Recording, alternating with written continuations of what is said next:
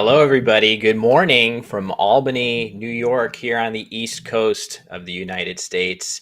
It's still 2024, but for all intents and purposes, this is going to be the first tournament in North America in 2025 to kick off the new year. It's the Albany New Year's tournament. And I am Will Anderson, and I am joined today by fellow top expert Charles Reinke. Charles, I'm really excited to kick off a new year of Scrabble in Albany. Yeah, this is going to be awesome. A great way to start the year, as it always is. We've got some new words in the lexicon. It'll only make it more exciting. So I'm looking forward to, I think it's 4 days of Scrabble in the coming days. That should be enough for anybody. Yeah, that's true. It's going to be really fun to see some of the new words be played. Some of those could make a huge difference in the overall meta of the game of Scrabble. And yeah, this is the first event on the calendar and the first event in the Let's Play Scrabble circuit of tournaments that you're here watching, hopefully on YouTube. Thank you so much to all of you who are standing by waiting for the stream to begin. We'll talk a little bit about some of our sponsors for the event and our streaming schedule. I see that there's some restlessness going on. Don't worry, we'll address all of those issues. But our first game of the day is going to be from the Collins Division, and it's going to be between former school Scrabble champion Matthew O'Connor and one of the leaders of the Ottawa Scrabble Club, Heidi Robertson, in round one. So I think why don't we just quickly give a shout out before we cut to that matchup to our sponsors, dual sponsors for the stream. Those two are NASPA Games, of course, and our other extremely generous sponsor for this tournament is Bob Lynn. So thanks to Bob Lynn. He is our Collins Division sponsor. He has a bunch of different prizes that are contributing to the Collins Division at this tournament. So we thank Bob very much for his sponsorship of the event. More details on that as we get going, but I think the players are set at the board and ready to kick off the tournament here, Charles. It's a bit of a mismatch in the ratings between our players in round one, but that's typical early on in a tournament. Yeah, and then the mismatch means that if we do get an underdog victory, it'll just be all the sweeter. Yeah, for sure. And there's the handshake. And away we go. So yeah, Bob Lynn, our sponsor for the event. For those of you in the chat that are curious, yes, the stream is going to focus on Collins, but future events on the Let's Play Scrabble calendar might be different. I think it's the sort of thing where you have outside sponsorship coming in, couple of extra requests along with that sponsorship. I think it's a good thing to have money coming in from motivated players that want to support streaming any way they can. So I know maybe there's some disappointment about that, but I prefer to think of outside money coming into Scrabble streaming as a positive. That's just me. As Matthew kicks it off with an opening play, Femme here. Very fast play by him, Charles. Seems like a good play, but maybe Thief, another option he could have considered. Yeah, I think we're going to see this a lot from Matthew. It's going to make our jobs a little bit tough here. Is he plays very fast, especially on turns where he feels like he should just make a decision, doesn't need to spend too much time, such as the first turn of a game. And so we see Femme come down very quickly. He might be thinking, he knows the E-hook for Femme. I think we see that scrolling beneath the board that you're all seeing. He might be thinking that Heidi doesn't know that hook, and that might be something that he can take advantage of for himself. So that might have played into his thinking on that turn. Yeah, that's a good point. That's going to loom large. That E-hook, is that going to come into play or not? And meanwhile, Heidi with the J, she's got a pretty solid play lined up of Hodge. I wonder if she'll consider playing that here. That actually looks like a good play from her perspective, holding an I in reserve, which she has there. If she were to draw a bingo, she would then be able to hook it with Haji. Of course, as we see, Matthew is sitting on an I and a pretty, very findable bingo for somebody of Matthew's strength, and down it comes very quickly, Charles. Yeah, I think this is another turn where it's pretty obvious what you're supposed to do. You've got a high scoring hook available on the board, an easy to find bingo that's not going to make a whole lot of other bingos. You don't need to spend a lot of time looking for stuff through other letters on the board. So might as well play this one very quickly, and we see it come down. Yep. And two relatively simple plays, although it is still worth a debate between Femme and Thief on the opening turn. I like the idea from Matthew's perspective of setting up a hook that your opponent might not know. I do like Heidi's play of Hodge there. If Matthew had not had an I, that could have really benefited her if she drew a bingo with an I in it. But of course, Matthew just beat her to the punch. So back over to Heidi now. And she drew another T. She left IOT, which was not the best leave. Didn't draw that well to it either with the FW and an extra T combination, but she should be able to play something relatively productive if she wants to in the upper right corner of the board. Something like Twin or Twit would score decently well. Maybe some other options available. I don't know if you see anything you like, Charles. Yeah, I think I'm immediately focusing on that spot in the upper right. Something like Twin or Twit seems like a good idea, just to use that spot and to start unduplicating the T's. I suppose if she wanted to play somewhere else on the board, she could play WOF, WOF on top of Haji, making Ohm. That keeps two T's, so that's not ideal. But maybe is, I guess, slightly more bingo prone if she draws enough vowels. But I think playing in the upper right is probably the play here. She has set up WAF on her rack, which looks like another decent option right there to get rid of those two high scoring tiles. That's a pretty reasonable play as well. I think this is a play that will potentially lead to more bingos for her on subsequent turns by keeping those good low point tiles. And Matthew doesn't really, I don't know, I guess he does have at least one nice play that I see up in the corner. If he sees a very strange word of satine, he could play that up there. Maybe he has bingos that I'm not seeing yet. So very obscure word for Matthew that maybe he'll see and use to score in that upper right corner. But either way, a lot is going to hinge on Heidi's draw here. Yeah, these tiles for Matthew kind of look like they might form a bingo, but we're seeing here, at least from our use of the analysis tool, there is no bingo here available for Matthew. There is actually a very clever overlapping play, I guess, or side-lapping play to the right of turning. If he just plays Neese, Neese, starting with nice. on and making Hajis, hitting the triple, that's 48 points. So that would probably be his play if he spots it. But that's not really a natural place to look. So I think we're seeing, as Will mentioned, the odd Collins-only word satine come down, which I think is a perfectly reasonable play. Yeah, Nice is a much higher degree of difficulty play, going down right here just to show you where it would be on the board. Neese scoring 48. That being said, turning, I believe, does take an S, so keeping the S on Matthew's rack has some upside there.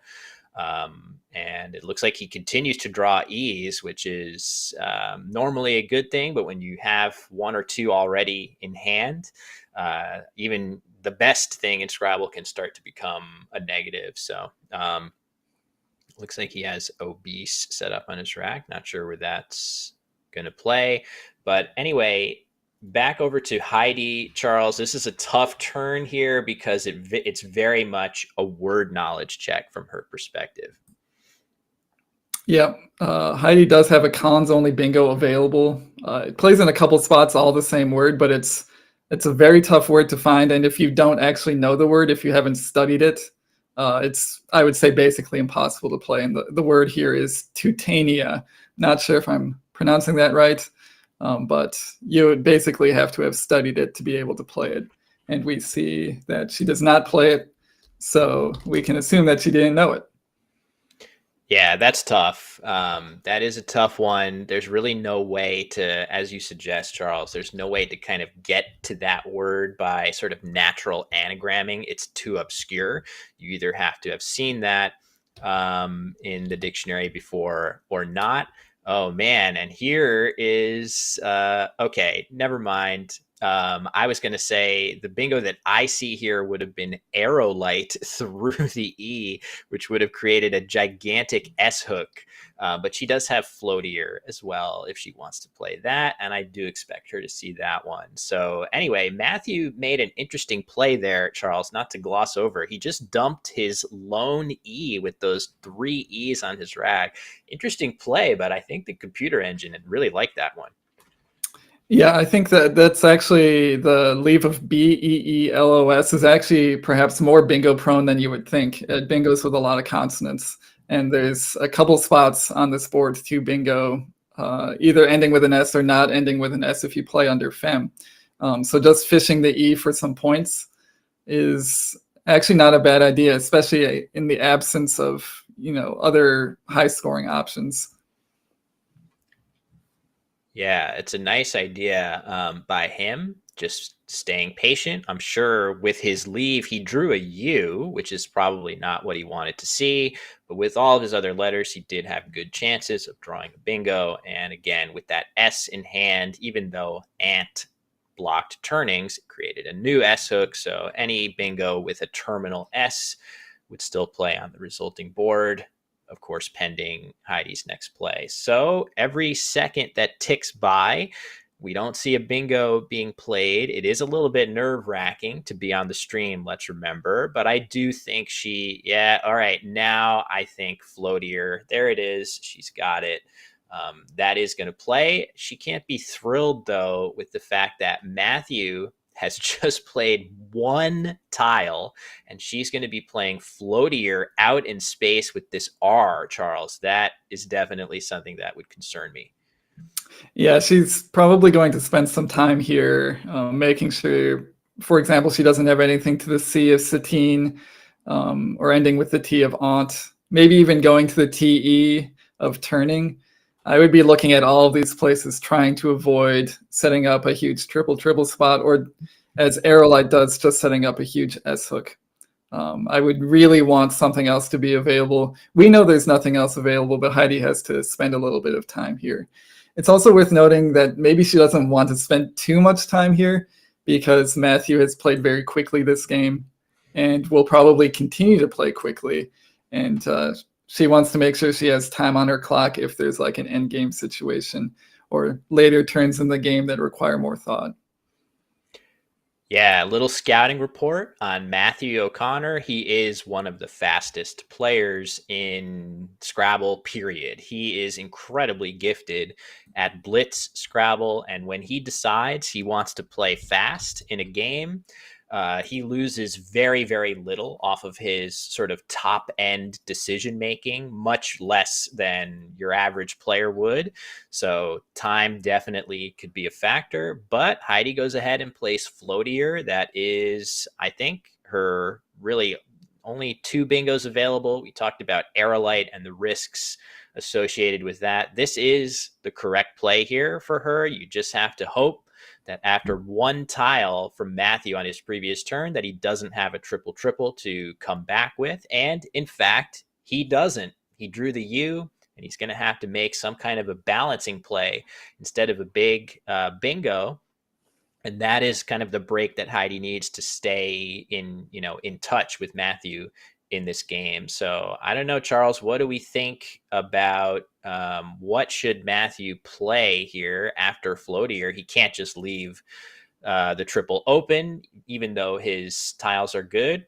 Or maybe he could if he wants to play something like Bool up here that scores decently well and leaves ES with the hope of If Heidi somehow doesn't play there, he'll get a triple triple. I myself would be playing through that R pretty much 100% of the time here.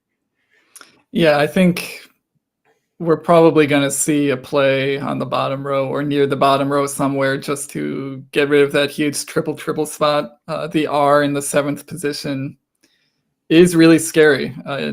You don't want to leave that open for too long. Matthew did not hit a bingo of any sort with his one tile fish. So Heidi dodged a major bullet there, even with all these nice consonants floating out in space, all these new letters to work with. Matthew does not have a bingo available. I would probably be looking at something like Rouble, Rouble, from the R of Floatier, just to keep the S, score some points, and sort of move on from that one turn fishing expedition. I think this rack is not good enough to continue fishing like that. And as if on cue, down goes the play you suggested of Rouble. With all those excess vowels, I guess it was really, he had 4 vowels and 3 consonants, so it wasn't in huge imbalance there, but he's gotten back down to the nicely balanced ES and gotten rid of the U and the B and a lot of the sort of clunkier letters on his rack, while also scoring a decent number of points. And there we go. He's rewarded with quite a nice draw there of looks like the first blank and flexible enough letters that we are almost certainly going to be seeing Matthew bingo on his next move. So with a narrow lead, it is back over to Heidi, and she has an X, but doesn't really have an obvious spot for it, Charles.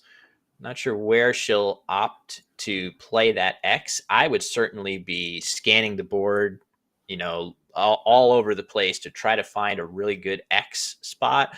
I'm not sure one really exists. Yeah, there's a nice spot for the W. There's actually a couple nice spots for the W next to floatier, those vowels, the O and the E next to triple letter scores. Nothing similar exists for the X on this board. So it might be worth considering on this turn, trying to cash in the W for points, but holding on to the X and hoping that a better spot for it materializes in the future. I'm seeing maybe her best X play would be something like Wox, WOX on top of Rouble, but that's only 31 points, so that's not even more than she would score cashing in the W. So she goes the more defensive route here with picks. This is a very aggressive play, and certainly the issue with this from her perspective is now there's a very big S hook on the board. So if Matthew happens to have a word, which maybe he actually, I'm not sure if he does, but if he were to have had a word ending in S, it would now hit super, super hard, making the spa hook. So this is a play that opens Heidi up to pretty damaging counterplay, and it leaves her with a little bit of an imbalanced lead with those 3 vowels. And you can see she's drawn more O's, 2 more O's to go with the one that she had. So a tough swing for her. Maybe we will see our first new Lexicon edition of OWO, which she has set up on the rack there. Yeah, I guess that would be one benefit of the poor draw, is you get cool plays like OWO. But going back to Matthew, again, Heidi really dodging a bullet here. Matthew does not have a playable bingo on this board, even with that huge spa hook and multiple other places to put down a 7 or 8 letter word. Nothing goes down here.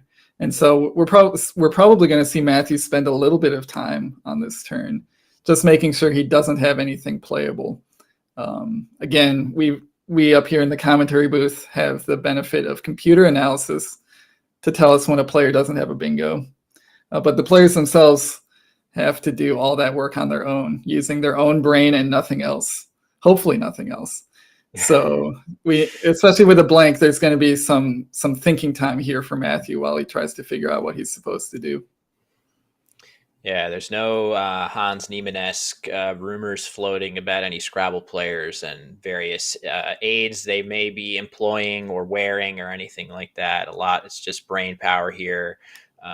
So thankful for that. But I actually do think there is if not for the spa hook here, which is so dangerous if Matthew has an S, I actually think Heidi's play of picks makes a solid amount of sense given Matthew's play of just the E a couple turns ago. I know he did just play Ruble, which really blows up his rack quite a bit, but you have to assume that he had something really close to a bingo on that turn. And after Ruble, he probably had two good tiles on his rack of the likes of, an E or at least an ER, ES, maybe a blank on it. So even though you give up this S hook, which is a huge drawback of this play, you do block a lot of lines for eights with that play. And in fact, in this particular situation, that has saved her from getting hit with a bingo in the short term. So, in many ways, that's mostly due to the specific draw that Matthew has that does not give him a 7-letter word ending in S. But there were some other benefits to that play that are worth calling out. So, as you suggest, Charles, no bingo available here, and the extremely fast playing Matthew has slowed down quite a bit, which is exactly what I would do in his shoes here. Yeah, he's got some stuff to think about here. He's probably at this point permuting through the blank, trying to figure out if there's a double 7 he can play. He's got the extra time. He's still ahead on the clock to Heidi, so he's got some time to burn if he wants to.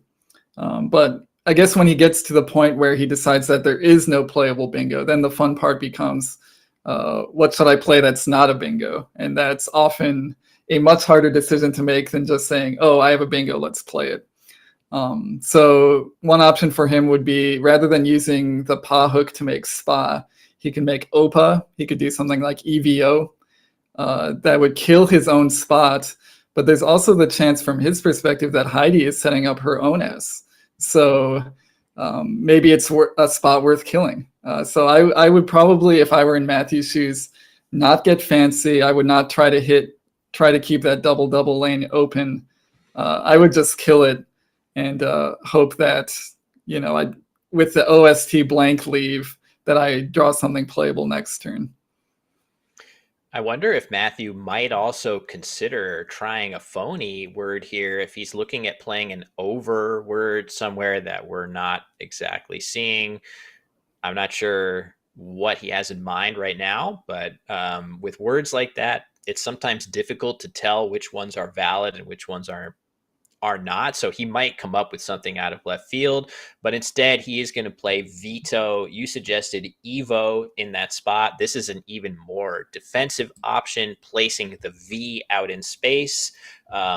Makes sense. Matthew is holding the blank, so he could have opted for Evo with the intent of actually leaving this line available. If you imagine Evo here instead, without that V in space, the line remains open. But Matthew, I would say, in addition to being a fast player, is very, very comfortable playing a defensive brand of Scrabble as well. So I'm not surprised to see him make that play. And I really have no quarrel with it, Charles. Yeah, I think you make a good point here. Holding the blank and a lead, he can play the sort of patient game where he doesn't need to immediately gun for bingo. He can just sort of wait until one happens to him. And in the meantime, not give easy spots up to Heidi for no reason. So I think putting the V there for veto is a very good idea. Meanwhile, Heidi does not really have good plays available. That 3-0 collection on her rack is really hindering her flexibility. Those spots for the W that we noted a couple turns ago, those are long gone. There's not really any replacement spots for that W. So she's got Wu set up on her rack, probably looking to play it on top of Ruble. That might be one of her few reasonable options on this turn. Yeah, it's, with the 3 O's, it's just begging, she's going to play Owo, a new word. So I feel like she's very likely to have seen Wu as a playable word there. She might be, and look at that laughter. Oh my gosh. So I think this could almost be just an interest in playing a new word for the sake of playing one. It is a 3-point sacrifice from putting the W here as well. So you would get 3 more points for playing this, but you wouldn't get the joy of playing the first new word on a Let's Play Scrabble stream. So maybe there are some positional benefits as well to not making a hook. This word doesn't hook, whereas woo hooks with all sorts of things. I would still be worried after either option about parallel plays here. But in any case, 0-0 the play for Heidi, and it goes back to Matthew. And as has been suggested, this spot right here with ants is still sitting open, and Matthew now with 2 S's and a blank, Charles, but it's not actually going to be that easy for him to get a bingo down in that spot. Yeah, there's according to chat, and I can confirm, there's only one playable 7 in that spot, and it is a very hard word to see. That word being, we're going to butcher the pronunciation here, Sosids. That's how I would say it. CIDS. That's a tough one to find. Again, might require some permutation of the blank here to figure out what's actually playable. It looks like he might be setting up Spicus with an OUS. Yeah. That would be phony, but plausible. Reminder to all our viewers, we're playing cons with 5-point challenge. So there's really not a whole lot of penalty to challenging a word. There's a big penalty if you play a phony and it comes off the board, you lose your turn. So Matthew has to think very carefully about whether he wants to attempt a phony here. Yeah, a lot of incentives for Heidi to challenge if he does. I actually had thought maybe he's thinking about making that blank a T, and like the word that is for a faucet, like the end of a faucet that releases water, a spigot. Of course, with a C, that's not how it's spelled. It's spelled with a G, but maybe he's thinking about that. But I actually like your suggestion, Charles, that maybe he's thinking of it as a U. That feels maybe slightly more plausible. Either way, it would be surprising to see him play a phony here. Again, Sosids, as you suggested, which I am seeing is a type of insect of some sort. That is an extremely high degree of difficulty find, especially with that blank as a D. I just feel like starting words with PS is not where your brain typically goes here. Maybe with a real D instead of the blank, he might consider it, but man, that's a tough one to see him come up with.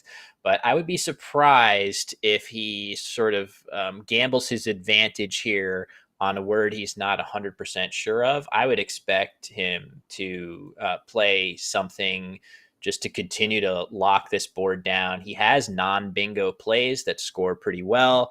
He has 2 S's. He could play something simple like POWS here, POWS. Yes, this does take out his own lane to play with ants. But as you suggested earlier, Charles, he can afford to be patient. He's the one with the blank and the good tiles. There are other spots on the board like this one right here where you could see a bingo still go down. So, yeah. Clock's ticking. Every second that goes by, I've said this before with Floatier, when Heidi had that, I was worried that she wasn't going to see it, but now I really don't think Sosids is going to come down unless Matthew has a sudden epiphany, Charles. Yeah, the longer it takes, the less likely it is that the bingo is found and played. It's just kind of the reality of it, especially for a fast player like Matthew. I wonder if he wants to go back to the theme of fishing off one tile. He could play Hadji's and Sant, leaving the S hook, assuming that Sant takes an S. I guess I should verify that. It does. It does. But that is actually extremely suspicious from Heidi's perspective. One reason is he's playing off an S, which probably means he has another one, which means he wants to use the Sant's hook. So if Heidi is paying attention, she would be zeroing in on trying to block the Sant's hook if he does a play like that. So I think a play like that, while it seems good in a vacuum, might be too transparent for Matthew to actually play. And okay, we do see this looks like a new word. So responding to one new word with another. But this is actually phony. Yeah, how is it? Hope he does not take an S. Oh man, I not sure I knew that. So I don't think Heidi's batted an eye at this, just assuming that if Matthew's playing and maybe she knows Kopi and just would assume it takes an S. That's what I did. So I'm surprised at that play, and I don't know if I would have the wherewithal to challenge this in Heidi's shoes. Maybe that means I need to study my new words a little bit harder, but looks like Matthew's about to get away with a fast one. Yeah, that one's kind of a tough one to challenge, especially if you've recently looked at the fours that were added to CSW 24, Kopi being one of them. You might even note that Kopi is a fish, so of course it takes an S. But in this case, Kopi, while being a fish, does not pluralize with an S. It's the plural is just Kopi, more Kopi, I guess. Wow. So kind of a hard word to challenge if you know the definition.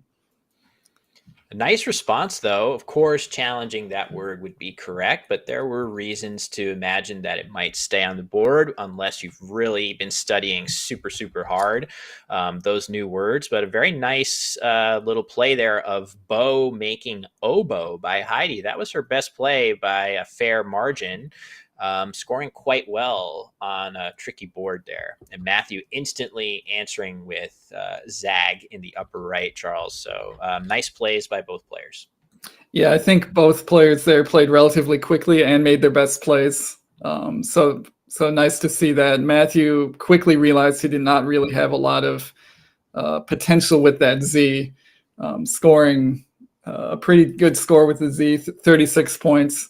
In the absence of anything better, I think a very good idea to play that quickly, especially as he's continuing to struggle with that blank. He's going to need the time that remains on his clock.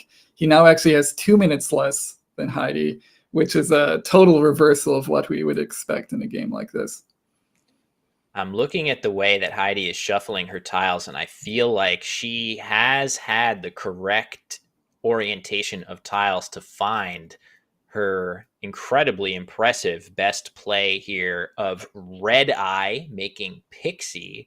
That would be a fantastic play. At one point, I really feel like she had the exact letters lined up there, but there are several tricky things about that. First, you have to even think about playing the Y in this spot, and then you have to see that that word slots in just the right spot to score 60 points. So at one point, Charles, I thought I saw the letters lined up, Redey. And if she goes back to that and has the epiphany, we could see her make an absolutely beautiful play here. But if not, I really do feel like this spot does stand out for the Y. So even if she doesn't see that Red Eye fits there, I feel like there are plays like EYE or RYE in that spot that would be pretty good. But yeah, 1-star play of Red Eye stands above the rest. Yeah, I think just any play there would be fine. Red Eye would be great. Heidi was shuffling pretty rapidly for a while. I think when she had Red Eye set up on her rack, it might have just been a bit of random entropy after permuting through a bunch of tiles flying through her rack very quickly. We see other players on stream do that on occasion where they just shuffle extremely fast, hoping that something pops out. So maybe that's the technique here that Heidi needs to employ. It's just shuffle extremely fast until Red Eye happens again. True. But she is playing there, and I think this is a really good idea. Playing Rye. The only 2-letter word with the R underneath is just putting an E there, and she has 2 of them. So there's a decent chance if Matthew doesn't have an E of his own, that she'll be able to use that triple next turn. If she doesn't just draw bingo. ADEER is a very nice leave, especially if she draws some consonants. Yeah, she'll have to draw just right. If she's able to draw a 7-letter word ending in an E, it's going to fit right there. So a lot will hinge on what she manages to draw. Oh, man. So she's drawn, so you can see she has dreared set up on the rack. Actually, the only word in there, oh, there it is, dreader. So she has it instantly spotted the 7-letter word that she has. I'm not sure that it actually fits anywhere as of now. Maybe after Matthew's next play, wherever that is, she'll have a spot for it. But either way, as has been pointed out, had she played Red Eye, Matthew would potentially have been able to play Squinnies through the E of Red Eye there. So actually dodging a bullet there, potentially playing Rye instead, and keeping this game very, very close. So it's been a really good game so far in our first game of the live stream, Charles. Yeah, we haven't been talking about the score much. Maybe just because it's been so close. Right now we're looking at 263 for Matthew on turn. Heidi with 249, only 14 points behind. So this is, after a quick start from Matthew playing turning, this is a very close one. And Matthew, another little bit of scouting. We've told you Matthew is very fast, typically, until he starts drawing the blanks with no bingos, which would slow anyone down. He's very defensive, and he absolutely loves burning his blank on really defensive plays that are not bingos. This is like the most quintessential Matthew play, and he draws the other one as if a karmic, reward for making a play that looks weird to burn the blank there, but it scores 41 points. It doesn't open anything up. He has the S's for squiz if he should need them for any reason. Not that that's a big factor here, but that was actually a very solid play. And as strange as it looks, Charles, the computer engine really liked it. Yeah, and I think part of the reason that is there was literally no spot for him to dump QI or QIS on this board. Strangely enough, there's no S hooks on the board anymore. There's not even anywhere to drop the Q by itself. And so if you want to get rid of the Q, he had only a few options. He could play quiz, he could play squiz, or he could exchange it. And he opted to take the 40 points, burning the blank to play the Q, which I think in his situation, given the lack of options, makes a lot of sense. Yeah, it's a very impressive choice by him. Like I said, he is going to be thrilled that he got to make one of his patented blank burning non-bingo plays on stream. All the better because it was actually a really strong play and really quite justified in my opinion. So back over to Heidi, who has good bingo tiles, but again, no surprise when playing Matthew that the board is just not going to cooperate. You see a Q out in space, which is going to be very difficult to underlap. The V, which is impossible to overlap. No lines at all for 8-letter words are left. Of course, quiz blocking one of the last lifelines available into that sea of Satine. I can't even really see where an 8-letter word would play. It's really down to just this spot. So if I'm Heidi, I'm thinking to myself, man, I need a bingo now at this score. I would like to consider playing something here that maybe opens up something more. The risk there, of course, is that a sufficiently defensive play by Matthew might actually block everything left on the board.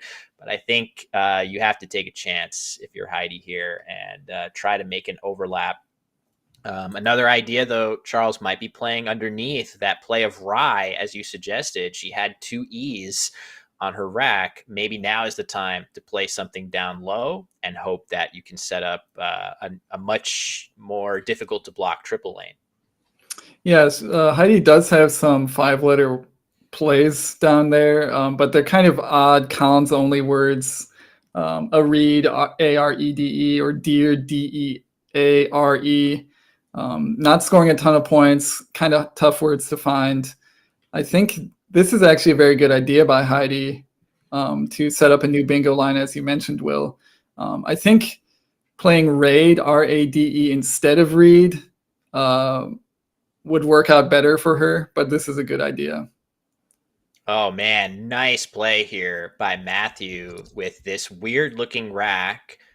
1 vowel, if you consider a Y a vowel, maybe 2, but either way, with total consonant overload, and he's found the only playable bingo on his rack of endisis. That is a pretty high degree of difficulty find, Charles. Yeah, that one is tough to spot, but I guess maybe easier to spot with only one vowel. Your blank's going to have to be another vowel, so maybe you have less permutation that you need to do with your letters. But either way, a nice find and demonstrating Matthew's a very high level of word knowledge. Yeah, very nice play. It's actually a great point that you make, that maybe if you're going to see this word, having to use the blank as one of the lone, rare vowels in the word actually increases your odds of seeing it. But either way, this is not an everyday word that you are going to see in every game. So nicely spotted by Matthew, but also it speaks to his preparation level, that he's able to see and play a word like that in game. So nicely done by him. He would now love to see an O somehow hit the board so he could play souvlaki. That is not in the cards for him. But Heidi is definitely in trouble. I would say overall, she has played quite well in this game. Easy to look at that Kopi's turn and say, man, a challenge would have gone a long way there. But if I'm honest, I didn't bat an eye when Matthew played that. Again, because COPI is a new 4-letter word, and I haven't studied them enough to know that it doesn't take an S. So I think if that's your biggest mistake that you're making in a game, you're doing pretty good. So what can she do to generate any kind of winning chance here? So Heidi's running a little bit short on time here. There's still quite a bit left in the bag. So maybe feeling the pressure a little bit. Her best plays on this turn all involve the Y of indices. The best one possibly being Tryma, Tryma, for 39 points, keeping a pretty good lead of DEL. Instead, it looks like she's going to put down a phony. Oh, yeah. This is a bad development for Heidi. Yeah. Conflating. So had she replaced that A of amid with an E instead, that would be a valid word. Also, had she replaced the D of this word with an L, that would also be valid. So emid and amil, both valid. Conflating those, that's going to be a tough one, as Matthew producing the challenge there. I think it's very reasonable to conflate those words. They're kind of tricky. It is worth noting that emid in this spot would have had a couple of really nice advantages. The first being you place an E out in open space. That's a good letter to play 8-letter words. The next is that you set up not only an S hook with this, but also an E hook. So it's a very volatile play that also scores well. So had she just replaced that A with an E, I would have really liked that option for her here. But as it is, the phony is going to prove somewhat costly. She probably only had 1 or 2 points of winning percentage here anyway, Charles, but those are likely gone after this. Yeah, she still has the plays available that she had last turn. But losing the turn and having Matthew play Vakil, which I think is his best play, puts her down by basically 2 bingos.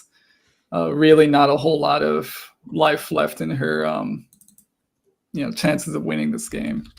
Yeah, so I agree. That's going to be tough. She goes on to play Marvel just to block the triple. And Matthew has iguanas on his rack. Not that it actually is going to play now. So if Heidi emptied the bag, we're going to see iguanas go down. So things going from bad to worse for Heidi in this game that was so close the whole way. The final score is not even going to come close to suggesting what a back and forth contest this was.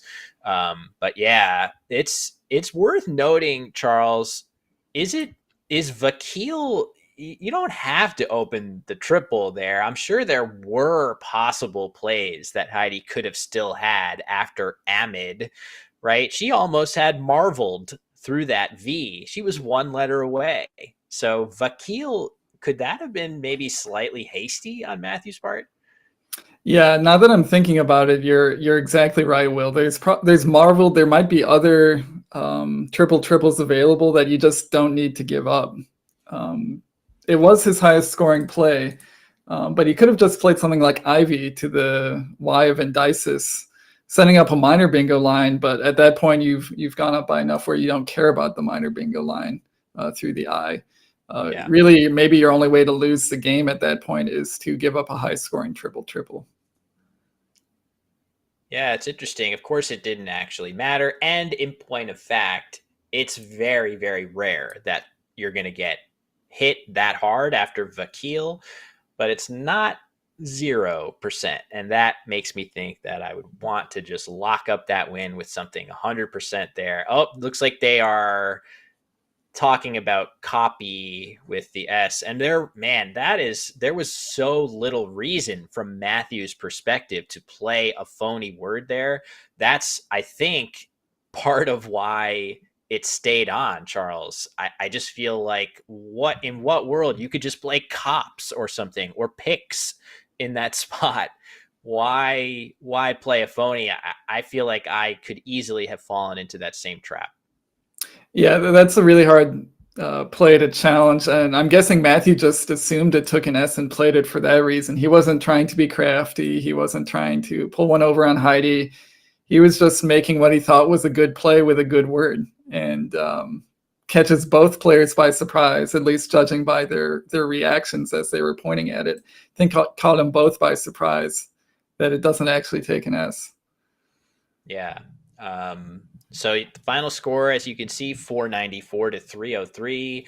As I said, that in no way captures the back and forth nature of this game. That was really just a couple turns ago. The score was 263 to 249. And now here you see a much wider margin of victory. But that's how it goes sometimes. Games can turn on a dime. And in any event, even with that lopsided score, I think we got to cut our teeth into an interesting back and forth game in round one. Yeah, that was a very entertaining one. Again, the final score not indicative of how well fought this game was up until the very end. It's just Indices and then Iguanas getting piled on right at the end to turn this into kind of a blowout. But we had some very closely fought, well thought turns in the early and middle games of this one. Yeah, for sure. So that'll do it for round one. And again, really the games tend to get better and better from here. In the early stages of a tournament, everybody is kind of lumped together in the standings. But over time, those top players start to find their way towards the top of the standings where they belong. And there are some amazing matchups that we could easily be seeing in the Collins division.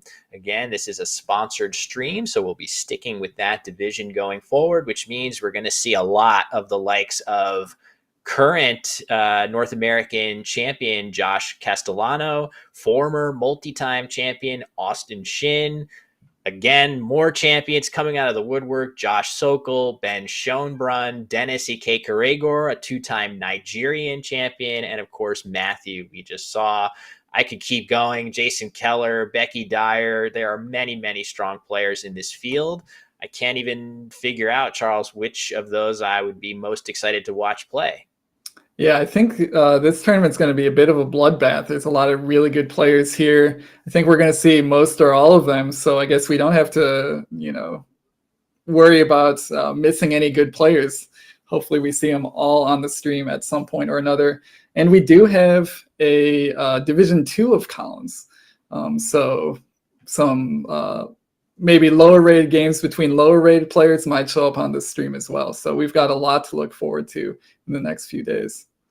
Yeah, our generous sponsor, Bob Lynn, he has a series of prizes that he's used to support the Collins division at this tournament. Very, very grateful for any outside sponsorship that we receive for our streams here in Scrabble and on the Let's Play Scrabble channel in particular. But he has been offsetting the cost for players to try Collins for the first time. And for that reason, we do have a very big Division 2 in Collins as well. 20 players in the top division, as well as 20 players in Division 2, featuring several newcomers, but also a bunch of veterans to the scene as well. So we will be showcasing a couple of those games from Division Two, which I do feel like when we show the top division games over and over, Charles, I think it creates a bit of a almost a disincentive, maybe if you're a newer player out there wondering about, is this something for me? And you come onto a stream and you see people playing Endisis and, whatever we just saw in this game, it could be a little bit intimidating, but we really do have a wide variety of skill levels and experience levels in Scrabble. And I think it's going to be fun to mix it up a little bit for at least a round or two. Yeah, I totally agree, Will. I think the high-level Scrabble is fun, but it kind of looks like an alien language at some point. Games between low-rated players, intermediate players, tend to look closer to what the average person would think of as Scrabble. And as commentators, it also exposes us to some sort of interesting strategic discussions that we might not get in top-level games. And I would say that the chances of a huge blowout in Division 2 are considerably less likely than the high-level word knowers in Division 1 who have a tendency to blow each other out from time to time. So a lot of reasons to enjoy watching a Division 2 columns game. Yeah, I'm definitely of the belief that if you just get two players that are relatively evenly matched, Scrabble can always be fun to watch. I think that's something where, I dream of, eventually someday in chess, we've seen events where big Twitch streamers are playing in big sort of celebrity chess tournaments, and the chess that they're playing, nobody's going to confuse them of being grandmaster players, but it's still extremely fun to watch them play because chess is fun to watch, and watching an even game should always be fun. So that's not to diminish the skill that players in Division 2 at this tournament have. In no way should what I just said be construed that our Division 2 players here are like celebrity Twitch streamers in their Scrabble skills. Far from it. These are players that for any home player would represent a very impressive display of talent. But either way, the point stands. A well-matched Scrabble game is always fun to watch. So just while we're waiting for our next game, which is actually going to be in Division 1, by the way, and it could be a total banger between multi-time Nigerian champion Dennis Ikekeregor versus our esteemed streamer and 2023 champion Josh Sokol. Very, very exciting matchup between those two, Charles, coming our way shortly. Yeah, this is going to be a great one. I feel like we should be billing this as like Nigeria versus US champions, do some kind of 7-game series. Far too late for that at this point. I think we're just going to get the one game from them now, but maybe we'll see a rematch in the future. But both players with a very high level of skill, an impressive pedigree, impressive credentials, championships, all sorts of accolades of various sorts. So this should be a good one.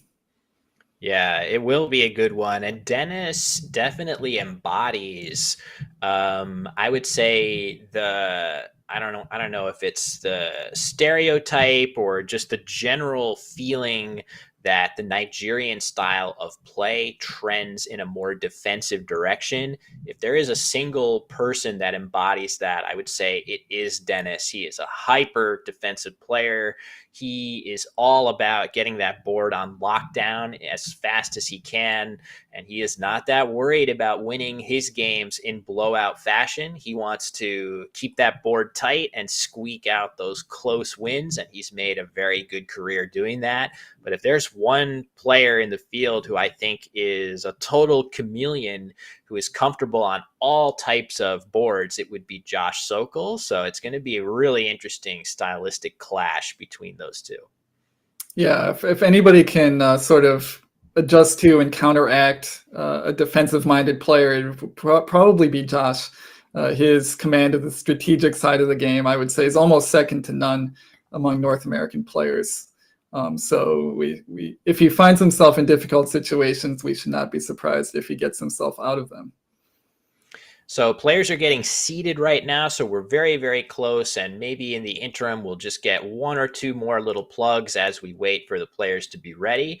Again, the stream coming to you here from Albany, New York, thanks to Let's Play Scrabble, the team over there, Josh Greenway, Kieran O'Connor, just banger after banger. They make the best tournaments that you can attend on a regular basis, and all of them are streamed right here on this channel. So very easy way to show a little bit of support for them is just click a bunch of buttons on YouTube. Click the like button, click the subscribe button. It's the least you can do. Very nice. The Charles with the pro YouTuber move right there, pointing to the buttons.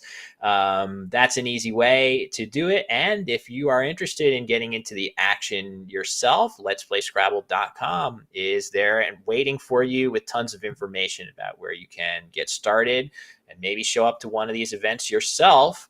And with that, I think the players are squaring tiles, and we can cut to the matchup between these two. And there you see Dennis on the left, Josh on the right. All those statistics are going to look a lot more fleshed out as this tournament rolls on. We're still just in round 2, Charles, a little premature to be scoreboard watching, but nice win for Dennis in round 1, as we can see. Yeah, I think this screen is going to look awesome when we've got, 20 games of stats represented on it. Another great innovation by the Let's Play Scrabble team. Just making these streams better all the time. Yeah, I'm super impressed. All of this is now automated, so we're going to be able to cut to stats and standings in an automated way. I'm super, super excited about that.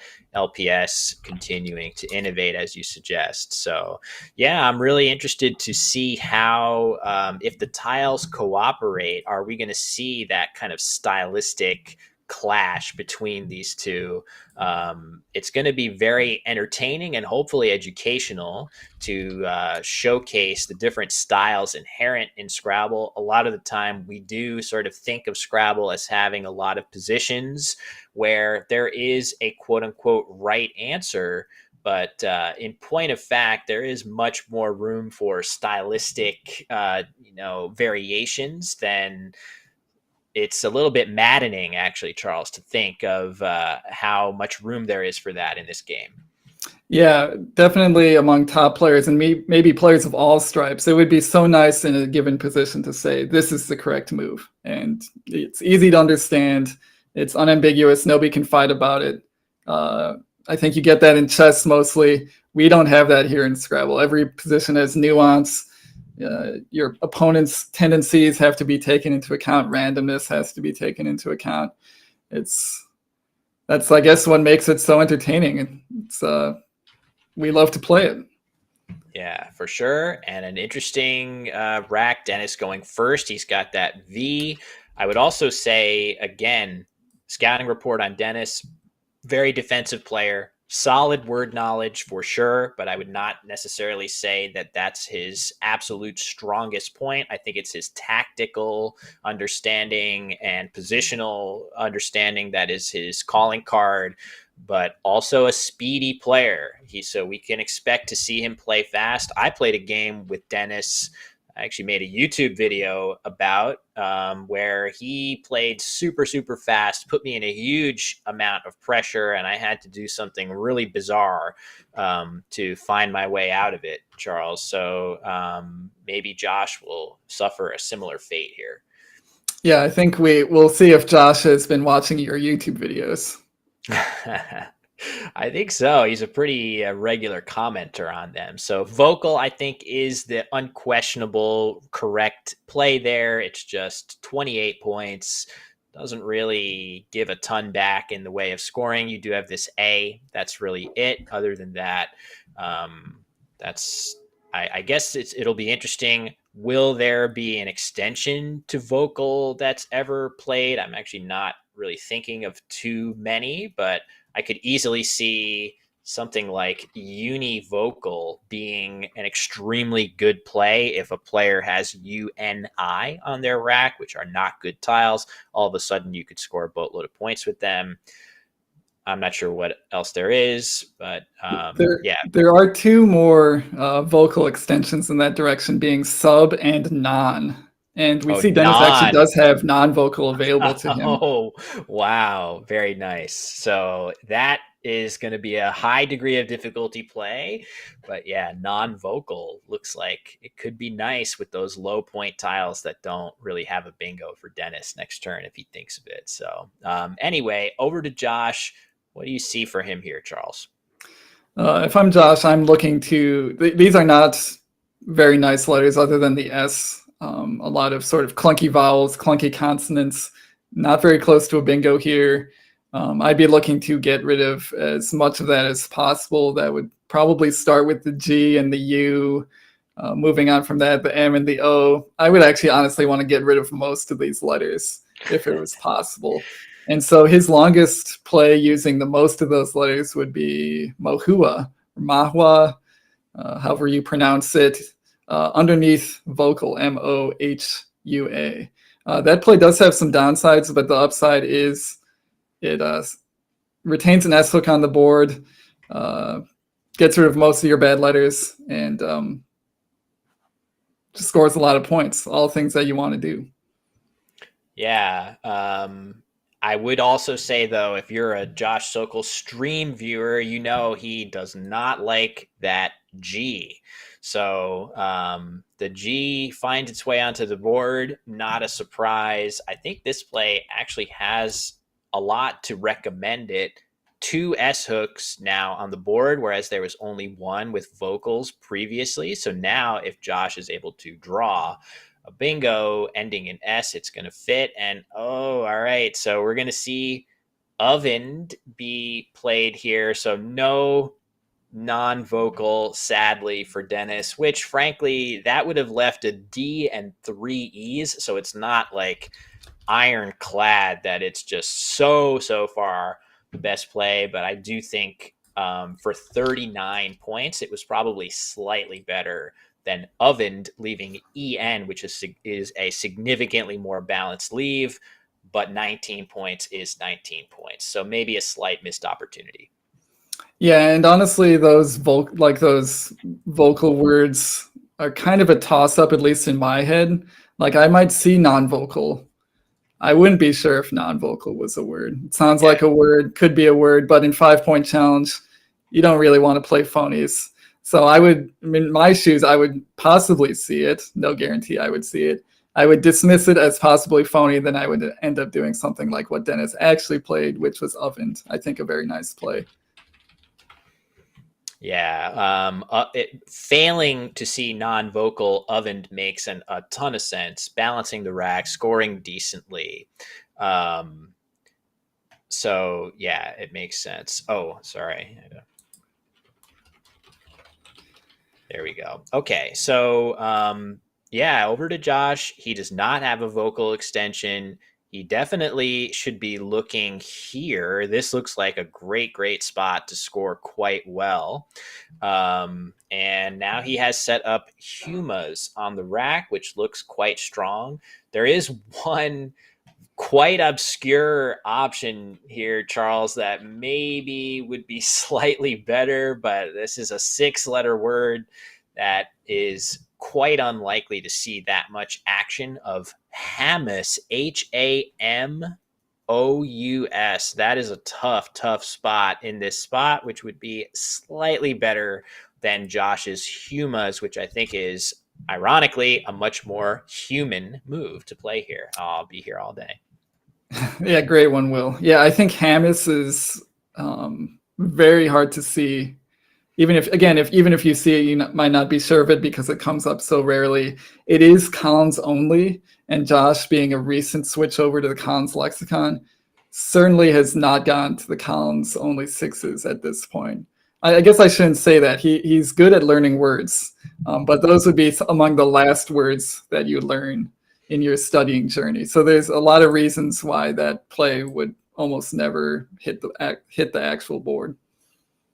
Yeah, he had it lined up, so I'm definitely thinking he saw it and considered it. And getting hit with somewhat of an ugly draw. At least the P and the S allow him to potentially play stuff like pursue or usurp or something like that in different places and maybe get rid of those U's, but not a good draw at all for Josh.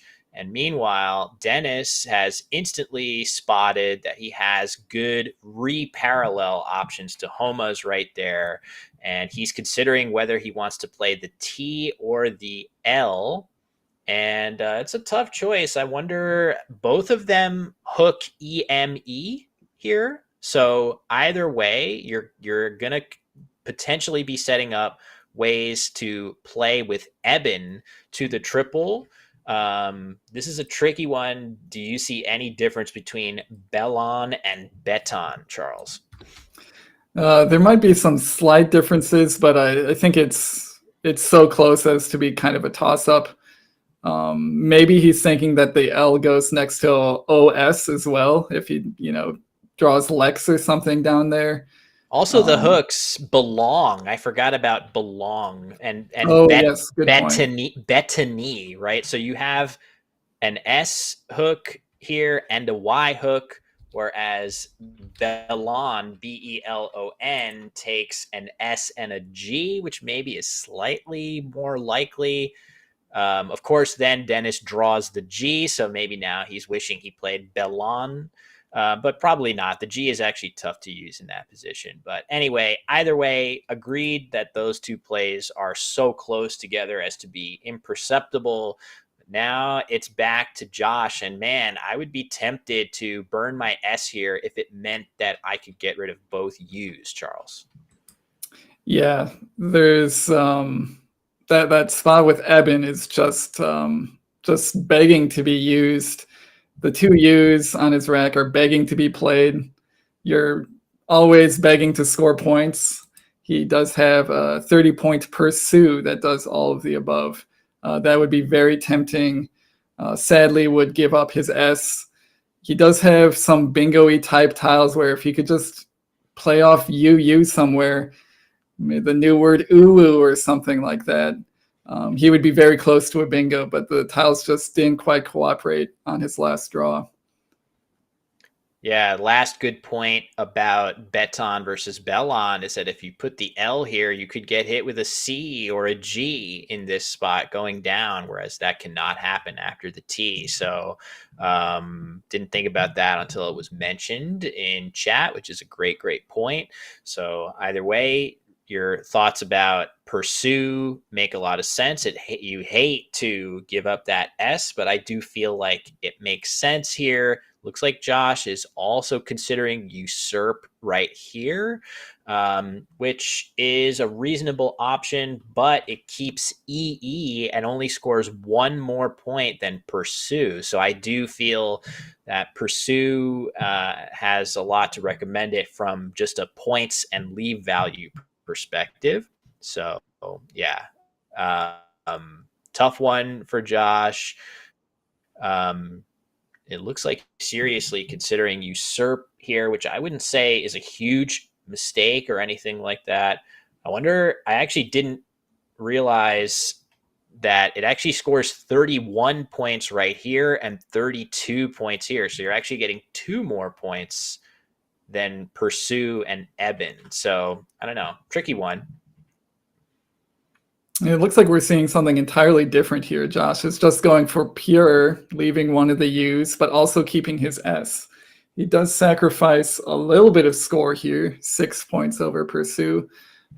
Those are the kind of calculations that you have to sort of become accustomed to making, is how much is the S worth on my rack? How much is the U a detriment to this rack? Trying to do that mental math.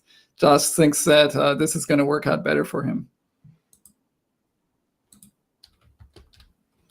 Yeah, it does make sense. Hopefully y'all can hear me. I think my internet is suffering a little bit for the time being. Hopefully that stabilizes as, wow, Dennis playing his cue very fast. This looks like a clear good play for him. You putting the N on there with another one in reserve makes a lot of sense.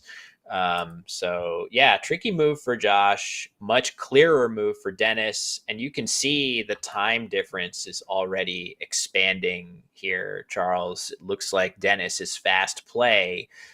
is giving him a pretty big lead on the clock. Yeah, and I guess I would also say Dennis has probably had easier turns, so it's been easier to play fast when you've got more straightforward plays. The fact that Josh created an easy spot for Chin, Qin. Dennis didn't really have a clear-cut play before then, maybe playing Chin next to Ovend, but his decision got a lot easier with Josh's play, so he's benefiting from some easier, more straightforward turns. Josh, meanwhile, has drawn, again, more clunky stuff, doesn't all quite go together as much as you wish it would. Yeah, he has a couple options with that Y too. So he's drawn the Y that he can use for Bettany, but actually he had YU set up right here, which if he sees this spot, which Josh has one of the best board vision abilities of anyone out there in Scrabble, he's definitely seen FY. You can see he has the 2 tiles set aside on his rack, but there is a strong argument to be made for just YU here, holding on to your S in the hopes of drawing something good there. I'm not sure. Okay. I don't know if it's my connection or if you guys are getting some lag on the board side, but I see Phi is the play here. This makes sense to me, Charles, but there were solid arguments for both of those 2 plays. Yeah, I think Josh might be thinking that EISMU does have some synergy. The IUM combination, it's kind of ugly, but does have a minor amount of synergy. Whereas keeping the F and the M together may be less. It's hard to say what's more or less likely to result in a bingo without looking at the numbers, but he might have just had some intuition that getting the F off his rack was going to be better for him in the long run. Yeah, I think as I'm looking at it, I'm liking Josh's choice more and more. Just the FM combination is not a very good one. You get 3 extra points for playing Phi as opposed to you and Ebony and Emu. So yeah, I think I'm liking Josh's choice, even though initially I thought just you and Ebony might be better. After a little bit of thought, I like the pivot there. And we see the G hook to hog come down for Dennis. He strikes with the game's first bingo here. And back over to Josh after this. This is a very defensive placement. There are no hooks here, and it's not even that easy to overlap in these spots. I guess here you could get ED or ES, but I think Dennis did well to pick a relatively defensive positioning here. Yeah, and we did see him start to play unagile underneath the G of hog. I think he only realized right at the last second that he could put a G on hog for hog. So this is a major improvement over what he was initially planning to play. Yeah, that's true. And had he played unagile here, Josh would definitely be bingoing in response with a minimum of sedilium or something like that through the eye of unagile. Because this eye is now obstructed, he does not have an 8-letter word in that spot. There might have been other stuff available as well, but that's just all I see at a quick glance. So that positioning making a big difference here. Question of why not unagile to not give back the X spots? That is a good question. I would say that Josh's previous play of FY, I would be thinking after such a short play that doesn't have the X, I feel like it would be kind of unlikely for Josh to have an X, if only because if you had an X, Josh would almost certainly be playing Foxy here. So you know that 5 of Josh's tiles are not the X, which gives you, if you're Dennis, a much greater chance of drawing it. So you're not that worried about making big scoring spots for high scoring tiles right now, especially that one where you can just look and say that the odds are very good that Josh doesn't have it. So anyway, back to Josh now. Charles, what are you seeing for him here? No bingos, kind of a tough position. Yeah, this is a tough position for Josh, as you said. He's a little bit low on time, so he's probably feeling a little bit of pressure there. At the minimum, he probably does not want to block the spot next to Lingwei for 7-letter words, either ending in ES or ED. I feel like that spot has to stay open. So something like, well, maybe nudism is actually a decent idea just because it opens more lanes for 8s. And puts an S out in space that you can use for bingo. So now that I'm thinking about it, maybe I would do something like nudism, scores 33 points, creates more lanes for 8s. Both blanks are still lurking too. So the more, you're getting to not exactly the mid game, but pretty close to the mid game. And as you continue to see both of those blanks not hitting the board, every tile that you use starts to become a little bit more valuable, that you could pluck one of those blanks. But this is a nice play as well of just dumb and making the D hook on ovened to make davend. That's quite nicely spotted. I actually didn't see that until he did. So some of you in the chat saw it, which is very nice. But I like this as kind of an in-between move, Charles. It scores pretty well, but also leaves that S in very good bingo tiles. Yeah, I think this is another good option as well, as you mentioned, keeps those bingo tiles for hopefully hitting something along Lingwei in the near future. Meanwhile, Dennis playing very quickly here. He had satire plus a Y. Studiers of Scrabble will know that satire is one of the stems that we learn, a very fruitful set of letters for 7-letter words, but does not work with the Y. So just making sort of a snap judgment, no bingos here. Make a scoring play to keep good letters. And now we're seeing a situation where if Josh bingos, maybe Dennis will be able to bingo right back. Yeah, for sure. And Josh does have one playable bingo here of silly 8s through this E. And now Dennis has snifter, which we could easily see go down here as well. Maybe it'll be even better after silly 8s for 8-letter words through this part of the board. Not sure yet. I do want to call out a nice idea instead of Ya, which was very reasonable. And as you say, Charles, that was a very good snap judgment on Dennis's part to not even worry about whether he has a bingo with those great tiles. But look what he could have played with those same letters. Instead of YA, he could have played AY right here, scoring 5 more points and not opening this a little bit easier 7s lane. In fact, with all the overlaps to YU, which include an A, an R, I guess technically a K, God knows what else, this is actually a pretty good bingo line, not just for 7s going across, but also for overlaps that score quite well. He could have avoided that by finding this little tricky spot for those same 2 letters. Not a big mistake, but again, sometimes little nuances between plays make a huge impact. Yeah, and I guess if we're thinking that Dennis is perhaps a more defensive player, something like AY makes a lot more sense for him to play. So I feel like that might have just been a miss on trying to keep the time pressure on Josh.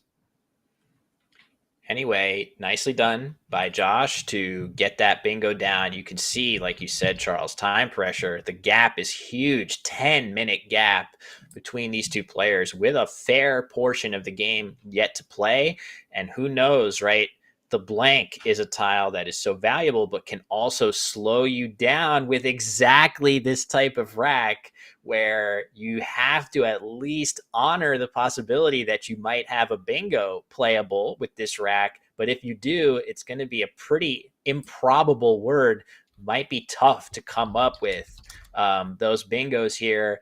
A rack like this is exactly what you don't want to see if you're Josh when you're low on time, because it's going to sap a lot of time left from your clock. On the other hand, of course, you always want to see that blank find its way onto your rack. So he's not going to be too upset, but I do see the clock being a factor here. Yeah, the blank in this situation is both a blessing and a curse. We see Dennis playing snifter, retaking a bingo-sized lead. So Josh really likes to see the blank on his rack. Hopefully we'll get a bingo down sometime soon and close this gap. But how he does that on a turn where he doesn't have a playable bingo will slow him down considerably.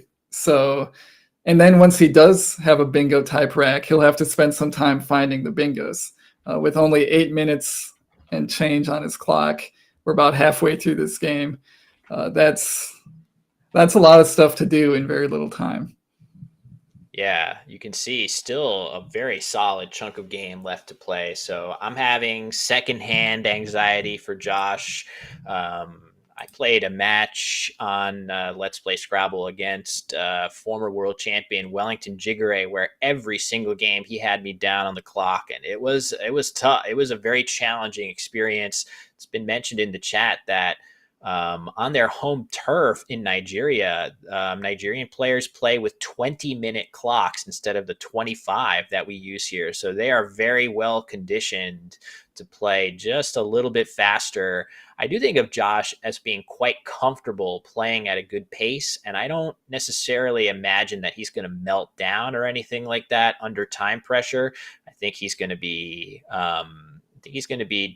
okay, more so than maybe I would be under those conditions, but it's still definitely a factor. So he's going to play baked here, which makes some sense. There actually are enough A's unseen in the pool that, maybe there is some merit to picking this, but I think this is very likely a lack of confidence in the valid word boked, which maybe is a slight improvement, but there come the A's, Charles. Yep, so it ended up working out for Josh. Meanwhile, Dennis seems to have knocked his rack cam askew. Yeah. We don't know exactly what his letters were, but if he has G's available, that feels like a pretty good play. Yeah, the J and the Z together, it would be hard to imagine too many racks where a play like that wouldn't be pretty solid. And yeah, you can see we're getting the rack cam back in order. There we go. So looks like J-E-Z and then T-I-N-E. So good bingo tiles as well for Dennis on that move, making it all the more logical why he would play G's there, Charles. Yep, that play makes a lot of sense. Meanwhile, back to Josh. He's drawn, I think he kept Geo blank, so he drew three A's and a W. That's really not what you want to have happen when you're down by almost 100 points. Not really a good spot to dump the W here. I'm quickly scanning the board for those valuable triple letter squares. They're all kind of blocked up. The W might not be doing much for him here, but I think this is a really good idea. Playing off two A's and a W, scoring decently, and biggest point of all, opening up a triple line that Dennis basically has to address. Yeah, there's just no way that Dennis will allow that lane to stay open. He actually has kind of tempting plays here, like Plu making the E hook on G's in a vacuum. That could be worth considering, leaving good tiles. There is just no way that Dennis does not block this spot in as defensive a manner as possible. It just ain't happening. So I would easily see him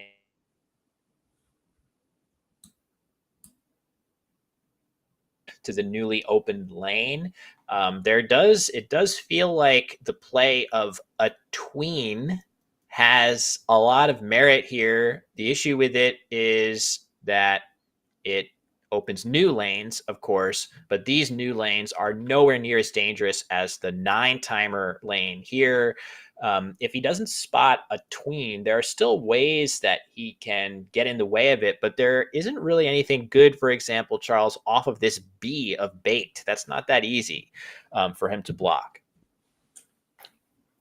Yeah, not having it or not seeing or deciding against a tween sort of leaves Dennis in a position. Not sure if we lost Charles, but yeah, I'm looking for other blocks that might be sensible. Okay, Pieta. There you go. That's definitely a pretty conclusive block of the spot. So yeah, Pieta. Oh,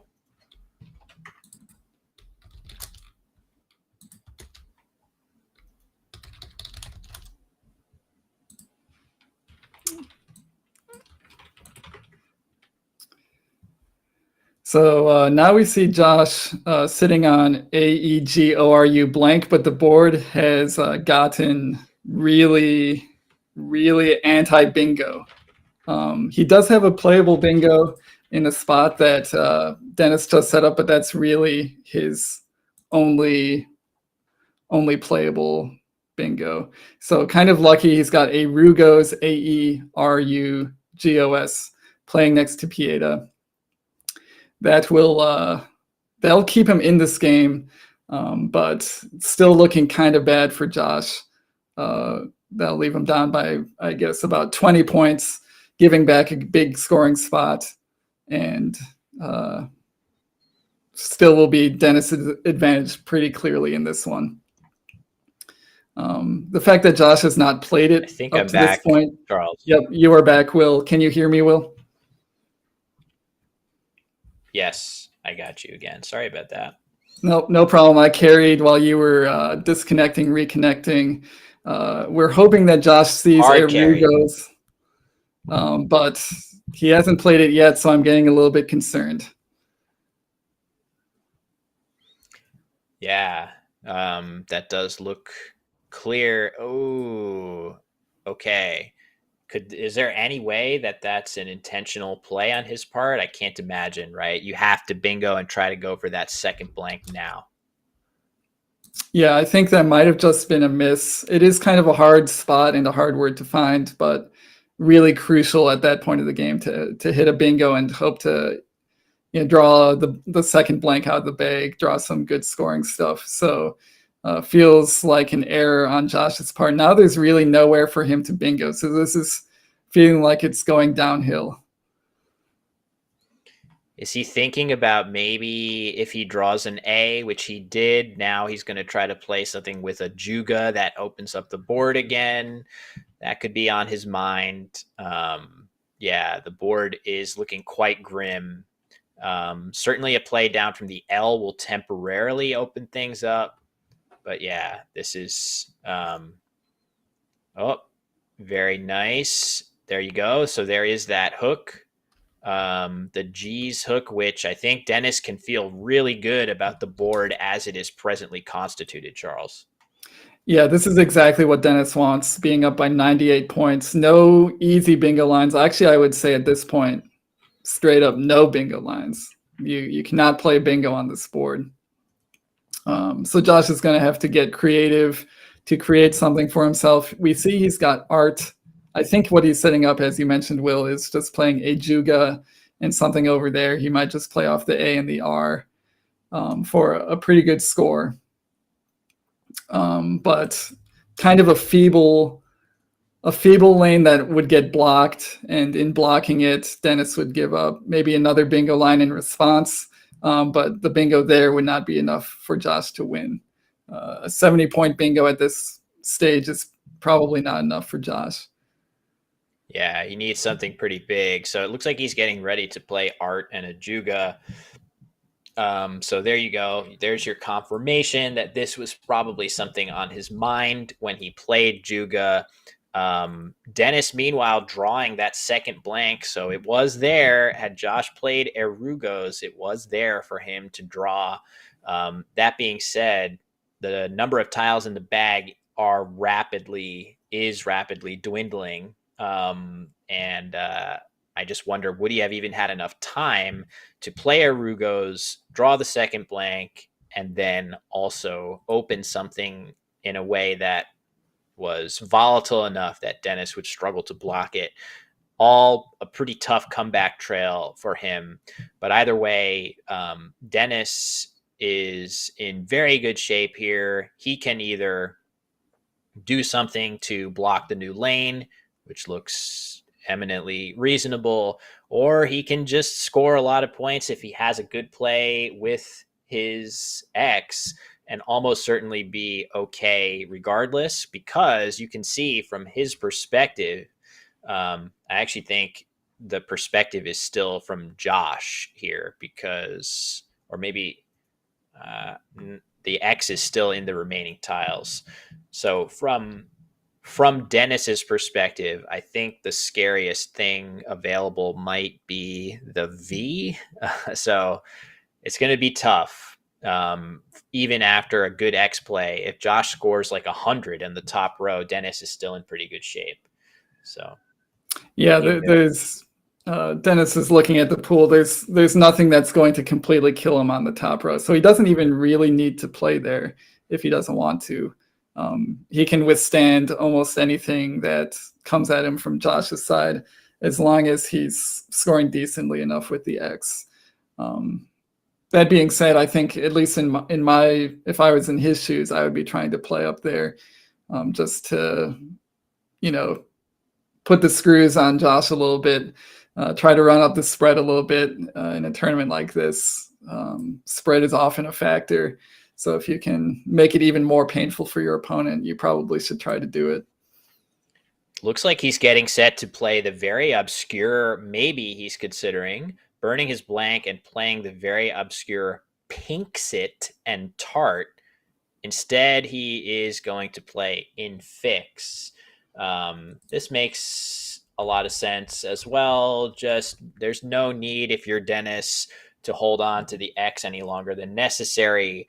There are enough tiles in the bag that you aren't emptying the bag with this play. I actually don't think it's crazy for him to burn the blank here. I do feel like he could have maybe done it in a slightly safer way. For example, if he had played Fix It in this spot, the F and I that would be open here are much more difficult to hit than this N, where I feel like there's definitely still some stuff that plays into the N. If you play an F here, there's pretty much nothing Josh can do with it. So maybe a subtle improvement to be had here. But either way, pretty good decision by Dennis just to widen that lead. And I don't think he'll be caught at this point. Yeah, he's up by over 100 now, and nowhere for Josh to score enough. In fact, probably no way for Josh to set up a spot to score enough to win this game or even really come considerably close. So I think we're going to see a well-deserved win for Dennis in this one. Yeah, for sure. All you could really say on his part is maybe non-vocal instead of ovened. Is that really, other than that, very sharp game by Dennis. No surprise for a player with a very, very impressive resume in international play. And it's exciting to see him here at Albany, which it's funny, Charles, that Albany, no shade to Albany. I can hear how bad this sounds before I say it, but it's kind of surprising that Albany, as you know, it's a nice city, but I wouldn't say it's anything special, is basically a mecca for Scrabble here. It's like a place where the best Scrabble that you can see is played on a regular basis twice a year. I just think it's really important as a Scrabble city goes. That might sound, maybe that sounded rude. What do you think? I think that's a perfectly valid point, Will. Like, I've been to Albany. Albany's a nice place. It's not a world-class city by any means. We're not talking about Los Angeles or Miami here. But it is conveniently located between some world-class cities. It's near Toronto. It's near Montreal. It's near New York City and Boston. It's got a good central location. There's a large group of players in the area that makes these tournaments so successful. And I think that's why people keep coming back here year after year. Yeah, I certainly think all of those things to recommend it, but it just has, I would say the Let's Play Scrabble team has a fantastic relationship with the hotel at Albany, and it's sort of a known commodity that, every year it kind of builds on itself as the events that LPS holds there just get bigger and better each year. And we were reading out the players in the Collins division, and there's like 5 or 6 champion level players there.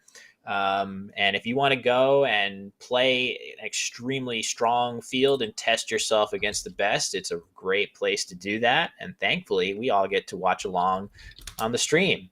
So, Josh, his clock down now to 10 seconds. He plays lore, which is actually kind of a cool choice by him, just because I think he's reasoning that it's actually quite difficult for Dennis to have a hook to this word. Josh might have most of the, if not all, of the remaining hooks.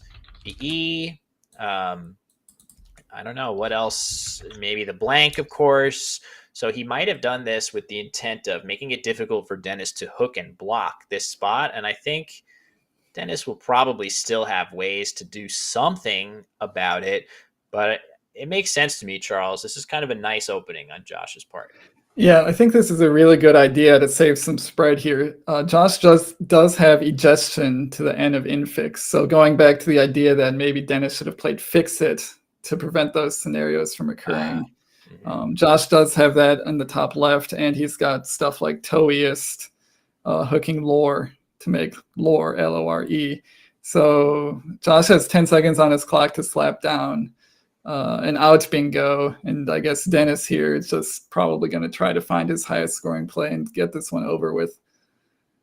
Yeah, it's a great point. So that little nuance between plays that Dennis could have made, burning his blank to play the X, it is manifesting here, in fact. So, of course, in this game, Dennis is still going to come away with the win.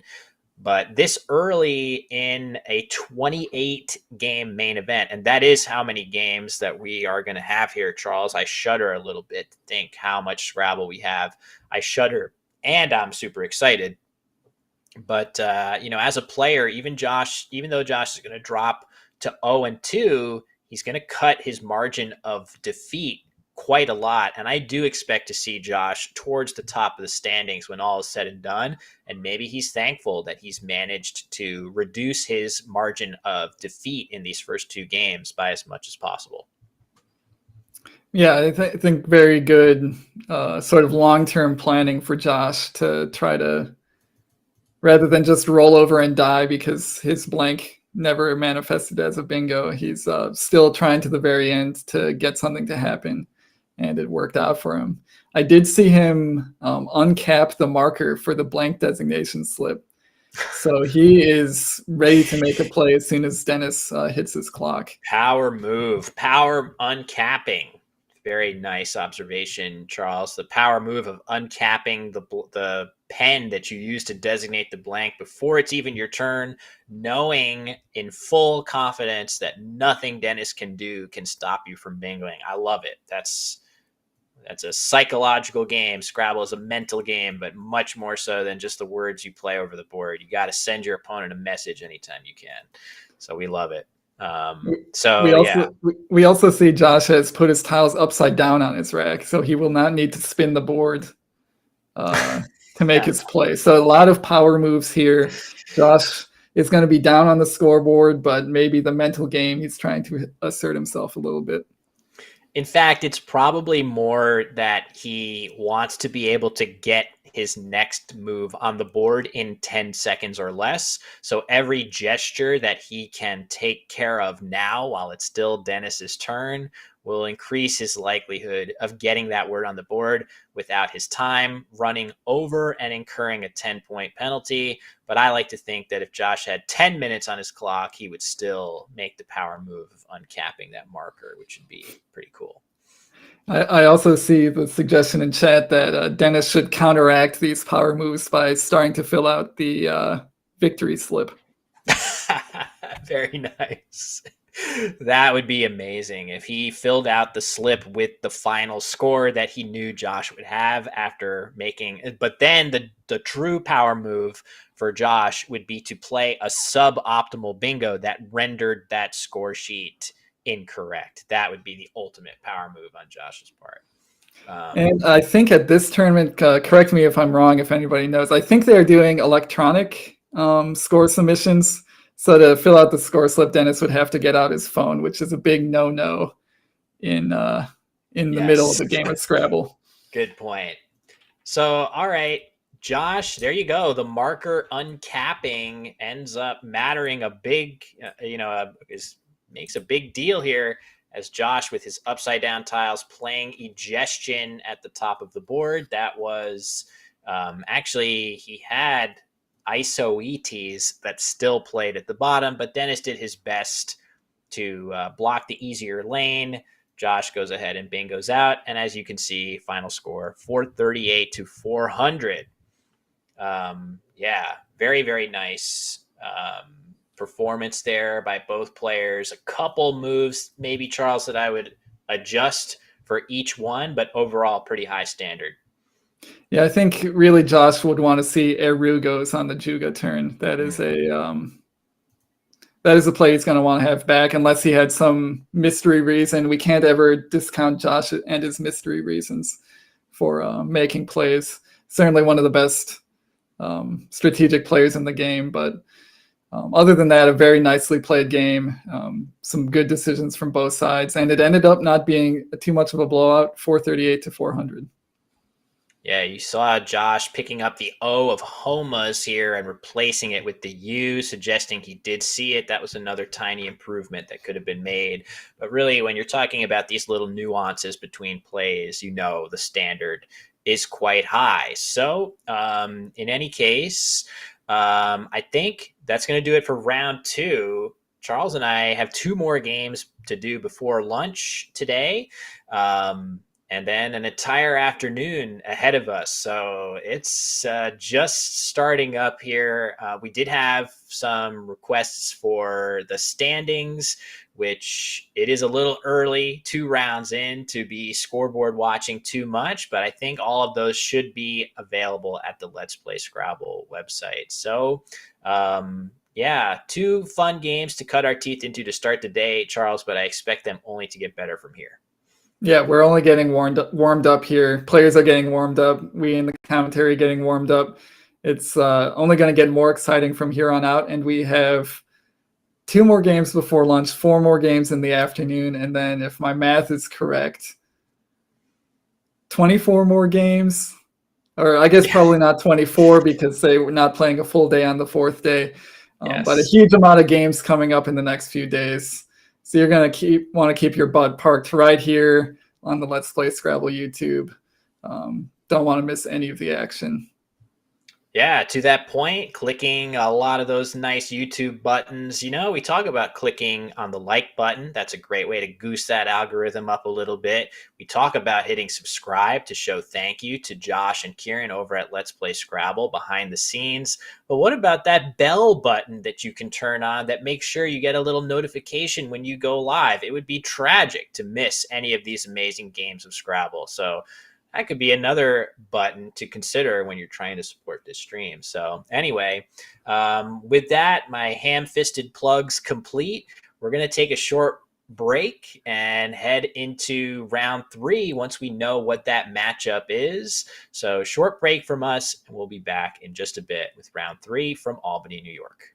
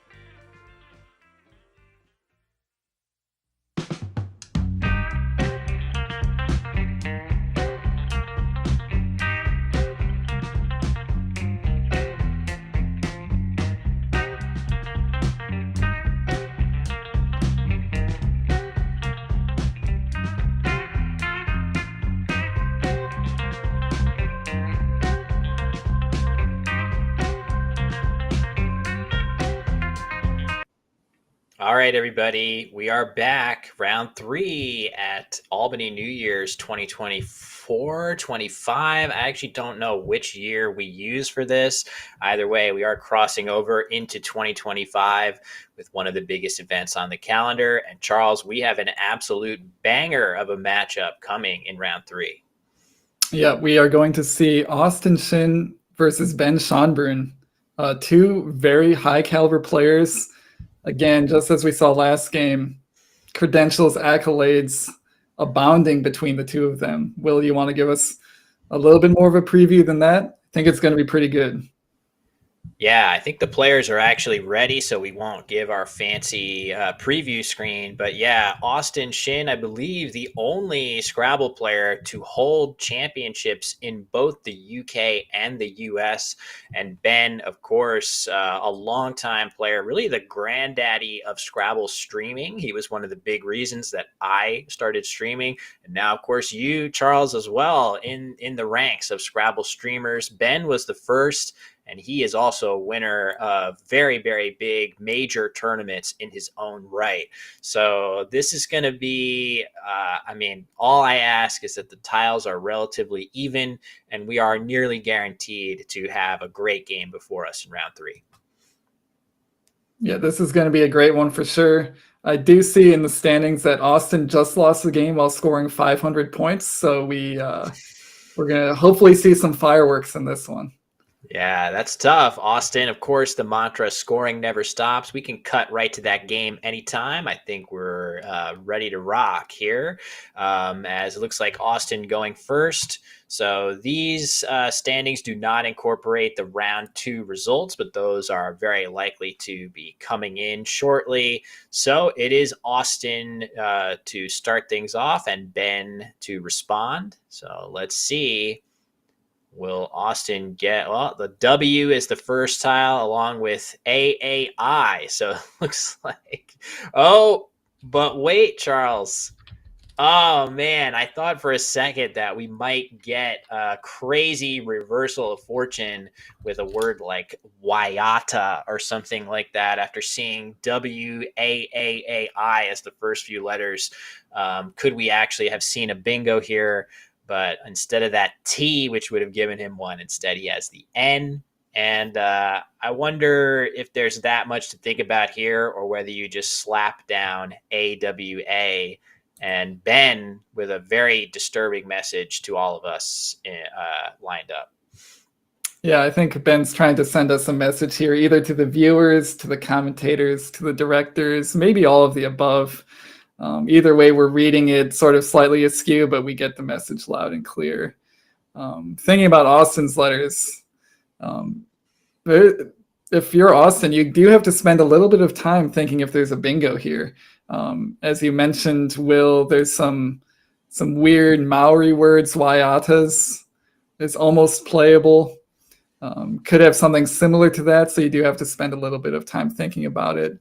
But Austin quickly determining there is no playable bingo, and I think making the very logical decision to get rid of two A's and a W, just playing Awa. I think a good decision. Yeah, I agree. Seems pretty standard. I think, the odds of him bingoing with AIN blank are very good, but a little bit of lore as Ben plays I think this is a pretty optimal looking play for him here. 27 points. I don't know how much I'm sure we can probably say this. I'm going to restrain myself. Charles, you can make your own decision, but I am about to drop this F-bomb because there's some lore here with Ben. There is a Reddit forum devoted to live streaming called Livestream Fail.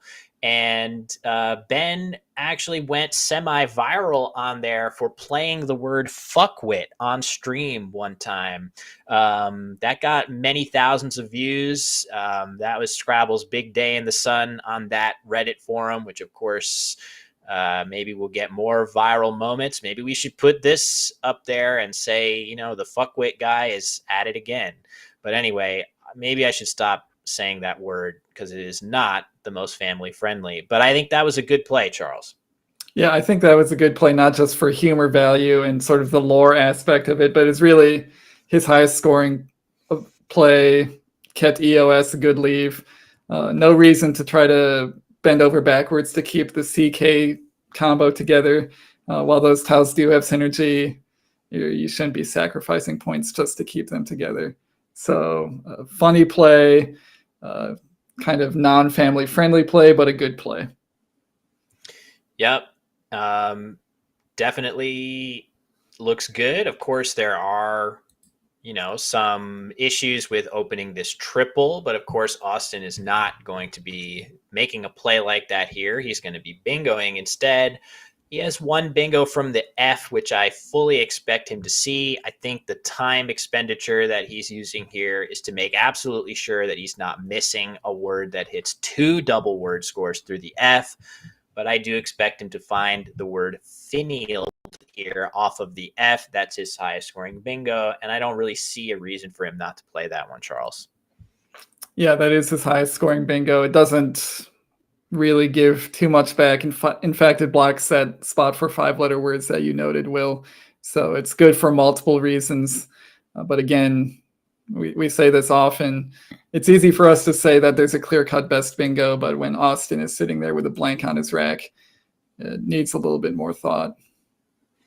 This is a really funny rack now for Ben. So in addition to the lols that we just had about the F word that Ben just played, we did see that he lines his tiles up in a very idiosyncratic way. A bit of a troll. I mean, to him, it makes no difference. He has tiles upside down, sideways, every which way. In fact, it is the vaunted from Wiggles.io Benji mode. You can actually put your tiles in that mode if you want to emulate his famous tile, disheveled tile arrangement. But his rack here is pretty hilarious, Charles. He has 3 S's, and that's it for his consonants. So he's going to have a weird move on his next turn. He might even be playing something like SEES underneath Kawa parallel there. That seems like a reasonable option.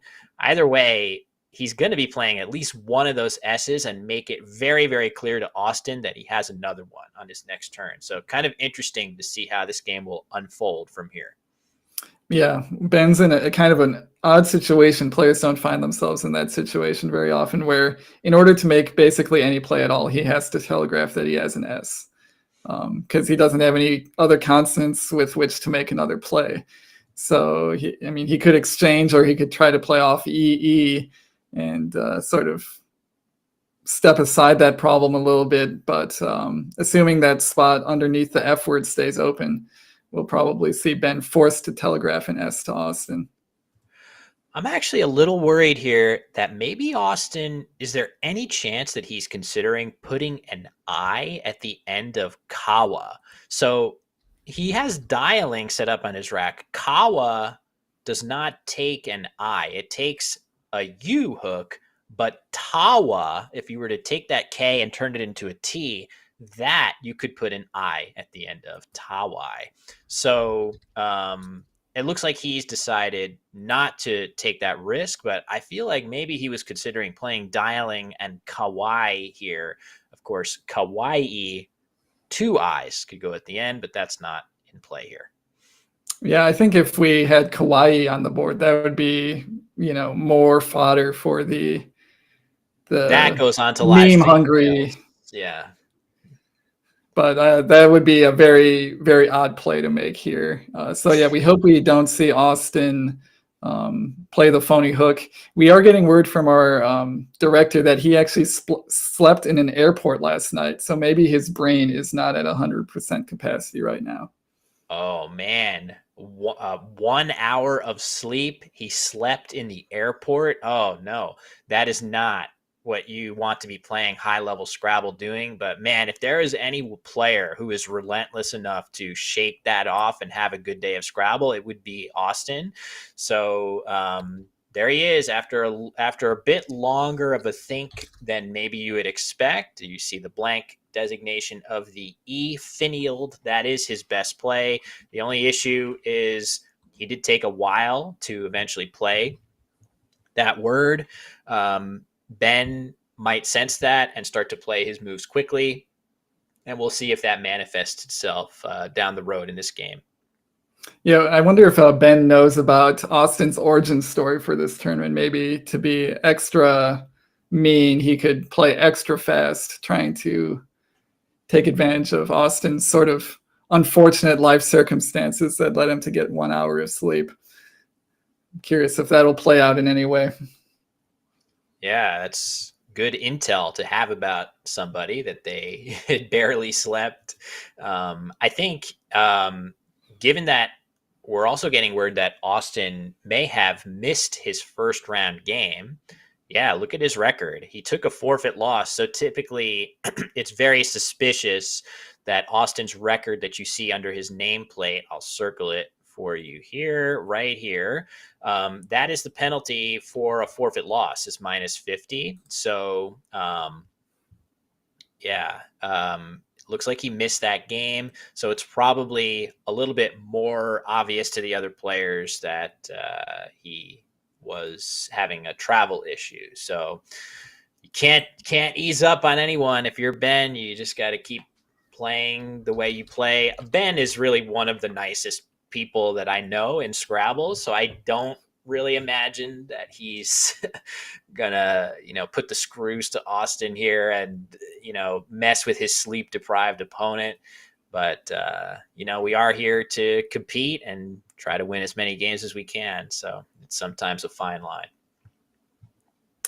Yeah, I mean, we did see Ben play the word that we thought he might. I think it was a kind of a toss-up between putting that extra S on it, either SEES or SEE, were clearly his best plays. I guess he figured since he's telegraphing an S, he might as well telegraph that he has 3 S's at that Yeah, point. Austin's got to be basically 100% sure that Ben is sitting on a third S.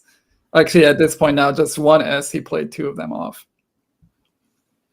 Yeah, it makes sense. I don't know exactly what Austin can do with that information here. It's not clear to me that he has, look at his tiles. He has F, C, and V. So he's going to have not very many palatable options to begin with.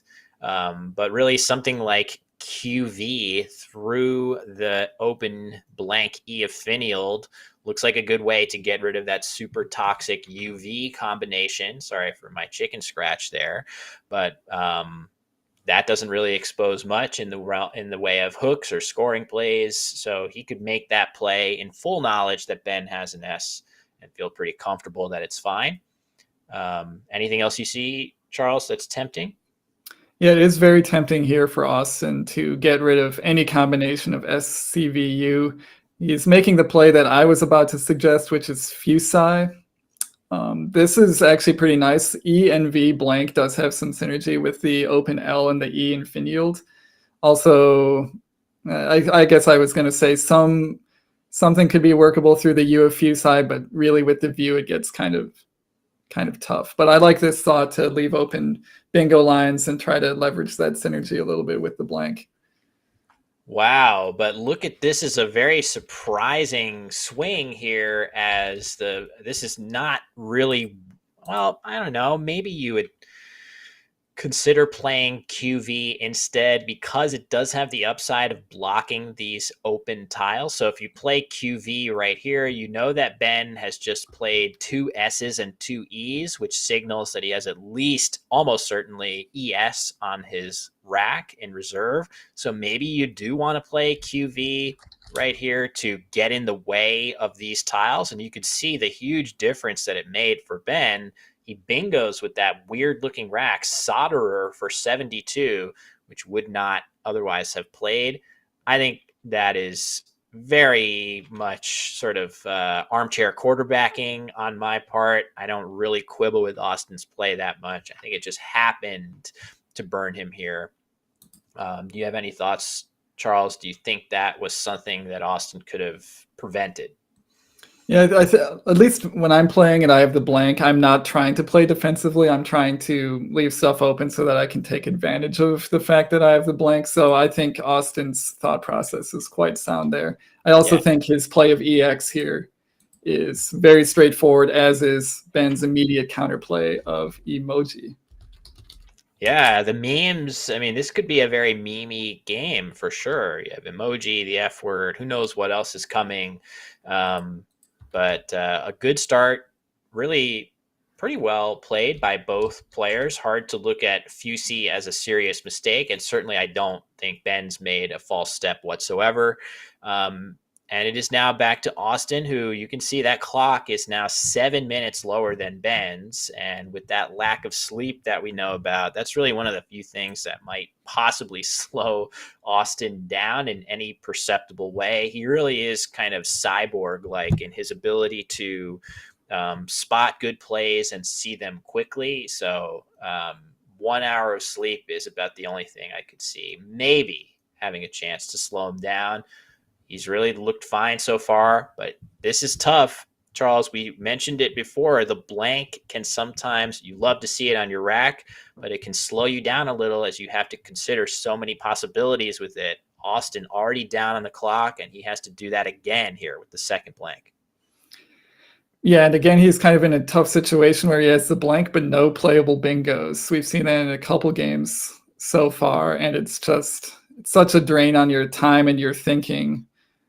If you can find a playable bingo with a blank, you might not bother iterating through the tiles or looking at every possible spot. But when you don't have a bingo that you see, you're kind of forced to do all those steps to try to find one. And that takes a lot of time and a lot of energy. Things that Austin, I think he's running out of both of those things right now. So knowing that he doesn't have bingo available, he'd probably be looking to unduplicate the ends, get rid of the V. If he could get rid of the Y at the same time, that would be nice, but I don't see a good way for him to do all of those things at once. Yeah, I agree. So I think it's tough to distinguish between Van and Vex, which looks quite good. It takes the E hook, and you have an E and a blank right here. This is going to be a nice idea. But also, it's been pointed out, Cyan here. This is kind of a cool option because VEN blank, maybe it doesn't hit a bingo quite as often, but when it does, it scores a boatload of points with all the extra points from Vex that you would get there. And that spot is going to be kind of difficult for Ben to use unless he has a 6-letter word going down. It's not really that clear that that spot's going to get blocked that often. So those are that's annoying because not only do you have to at least consider whether you have any playable bingos here, and look at Austin's body language, man, he does that. Looks the temple rubbing. I would not want to be playing Scrabble at this level on 1 hour of sleep, and that's so he's digging deep for any energy that he can get. But in addition to having that blank, Charles, debating between Cyan and Van would take me a while as well. Yeah, and I would be tempted to leave the spot next to X open. Even if Ben tries to block it, he's usually giving something back where you still are able to bingo in that area. So I would want to leave that open. We see Austin play Nay here, which is sort of the same idea as Cyan. I'm guessing Austin didn't see Cyan. It's kind of a tough play to fit in there. This is sort of a more straightforward way to get rid of those 3 letters. It's a lot easier to fit onto the board. It's 1 fewer point. I guess I should say it's 2 fewer points than Cyan. Yeah, I think there is a benefit here. Maybe he just missed the overlaps with those same letters, but there is a nice advantage here of you make this very, very difficult, if not impossible, to play parallel to the triple. So there is some defensive merit to that as well. Austin now setting up Dog Vein on his rack, which will play with Dex in this spot. So it's now kind of up to Ben. I think he's getting set to potentially play Oi or Yo in this spot, which would get in the way of the spot that Austin wants to play. That being said, I do think he's going to find a way to bingo next turn. I feel like this E almost certainly has something that you can play to if Ben ends up playing Oi here, which looks pretty good. But actually now, Charles, I'm seeing that maybe I spoke too soon about that.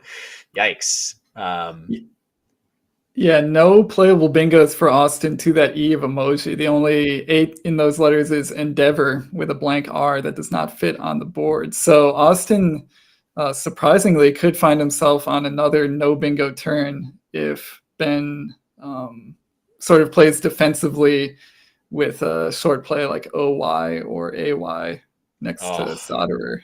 that is so brutal. Because that is exactly the situation you hate if you're Austin, to have such a good set of letters. And there are even 8-letter words that play with an E, just not in this positioning. So I would just be, down on life if I was Austin. If Ben plays Oi, which it looks like he is strongly considering, he's got the 2 tiles set up here. Note that it's a very big difference whether he plays Oi or Yo here. If he plays Yo, now this lane is really easy to hit, and Austin is bingoing for sure. But I fully expect Ben, who is such a savvy player, he's not going to make a mistake like that. And Austin's going to be in a really tough situation, already down so far on the clock, Charles. I worry a lot about that. Yeah, this will be very tough for Austin if OY comes down. The other nice thing about OY, it's sort of a side effect of it. It blocks the L of Finield, which is sort of a minor but still very important bingo line on this board. And that was maybe why I didn't like Nay so much, is because it made it harder to bingo through that L sort of as a last-ditch bingo line. Good point. So there's ways for Ben to completely kill bingo lines in that part of the board. And so he is holding a 15-point lead, so some defense here is worth considering. I wonder if he's thinking about playing Ova next to Soderer for a little bit extra points, but it does give back an easy lane for 7s. He's kind of fingering that V, putting it next to the O. I'm wondering if there's some thought to Ova here. You know what the amazing thing about that is, Charles? If he plays Ova, there still are no playable bingos for Austin. Oh, wow. Here. So that is the ultimate troll. So of the words that are being shouted out as possible, so Austin's already seen Dogvane, Novated was shouted out in the chat, and then Navoid is the other 7-letter word that Austin has. If Ben plays Ova right here, none of the 3 of those will actually fit in this spot. So that is even bigger of a troll. So, all right, Ben has his 2 tiles in hand. He's giving this a good think, but either Ova or Oi is going to lead to a brutal, brutal situation for Austin next turn, as he's going to have to make a tough choice of how much time he wants to spend.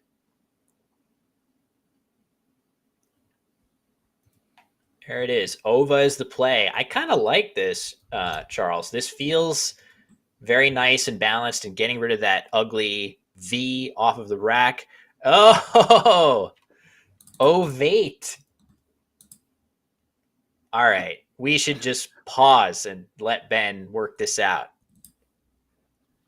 Because he's I'm sitting over here quackling. I'm quackling and I'm unquackling, and I think I've got the scores back to the correct position now, but Ben's making it hard on us. So Ovate takes a D hook. Ovated is a valid word in this lexicon. And there it is. Okay, you see the clock. He has now committed his clock to Austin's turn, and he has briefly dangled the lifeline in front of Austin where Novated would have played, and then he picked it up, the ultimate troll. Now Austin has no playable bingo. And that is just a brutal, and there go the hands back to the temples for Austin. Man, I really feel for him here. Some games, Charles, in Scrabble, you could potentially play with 1 hour of sleep, and this is not one of them. Yeah, it is. It's definitely not one of those games for Austin where he can autopilot through the turns. Even though he drew 1 blank, bingoed with it, and has drawn the 2nd blank, it's not been that easy of a game for him. And this turn is no different than some of the past ones. He's probably already, since Ben took so long on his own turn, I'm guessing Austin at this point is determined that he does not have a bingo to the E of emoji. And he probably also found all the 7-letter words and can probably pretty quickly determine that none of them play in the new spot that Ben gave. So I'm hopeful that Austin is able to make at least the judgment that he has no bingos. Hopefully he's already made that judgment and just needs to figure out what to do. Hope maybe to open up another spot. Definitely want to keep the existing spots open, which sort of limits where he can play. It's actually interesting to note his best play might be to play Ova again on top of Kawa. I'd be very tickled. Double Ova. Yeah, I think that's a very reasonable play, even though there are no playable bingos right now. If you play Ova right here, this balances your rack. You still have this lane, and most importantly, you have this E, which easily, this is going to be really, really difficult to block this E if you're Ben, and do so in a way that scores you a decent number of points. Ironically, he actually has a pretty nice way of doing that by playing bye or something like that, which I could easily see him do once Austin plays Ova, if that is the choice that he makes. Really, there are not super many productive plays that can be made in that spot. So I could easily see Ova being met with a play like that, and then Austin will pretty much need to draw something here in order to bingo. But again, Charles, his odds of that are actually pretty solid.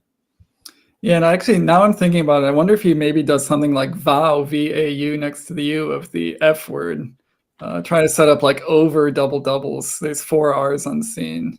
Nice. That could be, one way, because now he's down a little bit. He's down by 40. If he bingos after Ben's next play, it might be a tie game. But if he can manufacture a higher scoring bingo spot with holding the blank, might be worth considering here. And there is the double Ova. I can't remember seeing this of the same word played back to back, a 3-letter word no less. So we get it, 2 Ovas in a row. If this game ends up being a true classic, it will be known as the Ova game. Well, I don't know about that. We'll see. But there's bye, as we predicted, Charles. Yep, this seems pretty straightforward for Ben, getting rid of the 3 clunky letters on his rack, scoring a very nice 29 points, and most importantly, blocking that E in the triple line. This basically does everything that he wants to, and that's why I think we saw him make that play so quickly. Yeah, that's a good one. It's great, isn't it, when you're already best scoring and best tile leaving play does the exact strategic objective that you would like it to as well. And that's a nice feeling. And that is, as you suggest, why Ben played that so fast. It just has the confluence of all the things that you're looking for with that rack. So meanwhile, Austin, another situation where he has no playable bingo, and he is going to be I feel like once this game is over, if I'm in his shoes, the first thing that I would do is ask, did I miss anything? And it's going to be a relief when he hears that, no, you didn't miss anything on pretty much all the tricky turns, right? He didn't miss anything on Nay, Ova, and right now he doesn't have a bingo either. So 3 or 4 turns in a row where I feel like I could easily expect to be told, yeah, you missed this. But there just isn't anything to be had. It's kind of crazy, Charles. Yeah, it's kind of a brutal series of turns where you're like, oh, I probably missed something that turn. Then you draw more good letters, still no bingo. Oh, I probably missed something that turn. And you might have your mental state sort of deteriorate from that point forward as you feel like errors are compounding against errors. And you're just screwing up turn after turn while the whole internet is watching.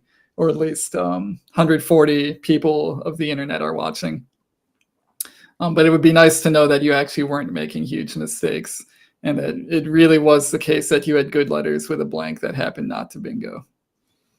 Yeah, that is the case here. So, Austin definitely should trust in his word knowledge and play finding ability under normal circumstances. Very, very few are better. If there would be any reason for him to, feel differently, it would be that 1 hour of sleep factor, right? He's probably thinking, God, I'm underslept. I got to be missing something here. But of course, as we know, the answer is no, you're doing pretty much the best you can.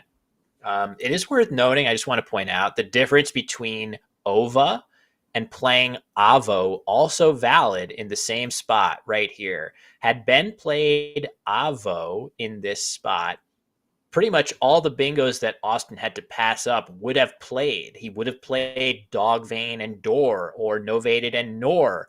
And in this case, he would have Nethead and Nor as well. So by Ben playing OVA, AR is a little bit tougher to hook, at least to my eye. I'm not actually sure if that's true or if it's just, again, results-oriented thinking here.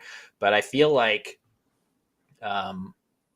the difference between those two plays is looming very large here, Charles. Do you think that that's like, again, hindsight talking? Yeah, I actually have to. I mean, we know the hooks for 2-letter words here. I think both Will and I could list them if given enough time. But I'd have to compare the lists and see which one is actually more defensive. Maybe that's something I should bone up on after this, is the defensive utility of certain 2-letter words. Yeah, I don't know. I mean, AR does take an S, whereas OR doesn't. Both take a T. I don't know. It's tough. Anyway, Austin plays Che for 25, which must feel like a capitulation on his part. But again, that's the best play that I think is available on the interior of the board. It scores 25, gets rid of that H. That looks like a great play. And of course, for his reward, 2 more T's from the bag. Yikes. Ouch. Yeah, if there's any solace here, it's that Ben does not really have any good plays on this board either. He's, at this point, I'm guessing he's going to be playing defensively until forced otherwise. So a play like Aptarium to the UM of emoji. Oh gosh, not going to be an option. It's his highest scoring play by a pretty good margin, but just not playable, I would say, in this circumstance. Yeah, cool idea. It's cool, but of course, in this particular case, you've just seen your opponent playing short.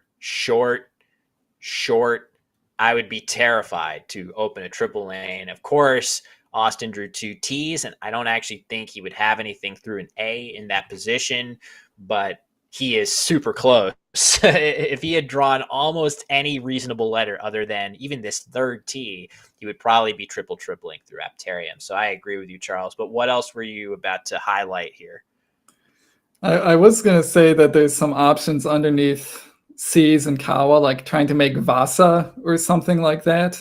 But I think Ben's decision here to play off 1 tile and try to hit a bingo is actually a really good idea. It hits fairly often next to the AR of Soderer. Now it's ART after Austin wastes no time playing his 2 T's off for a pretty good score.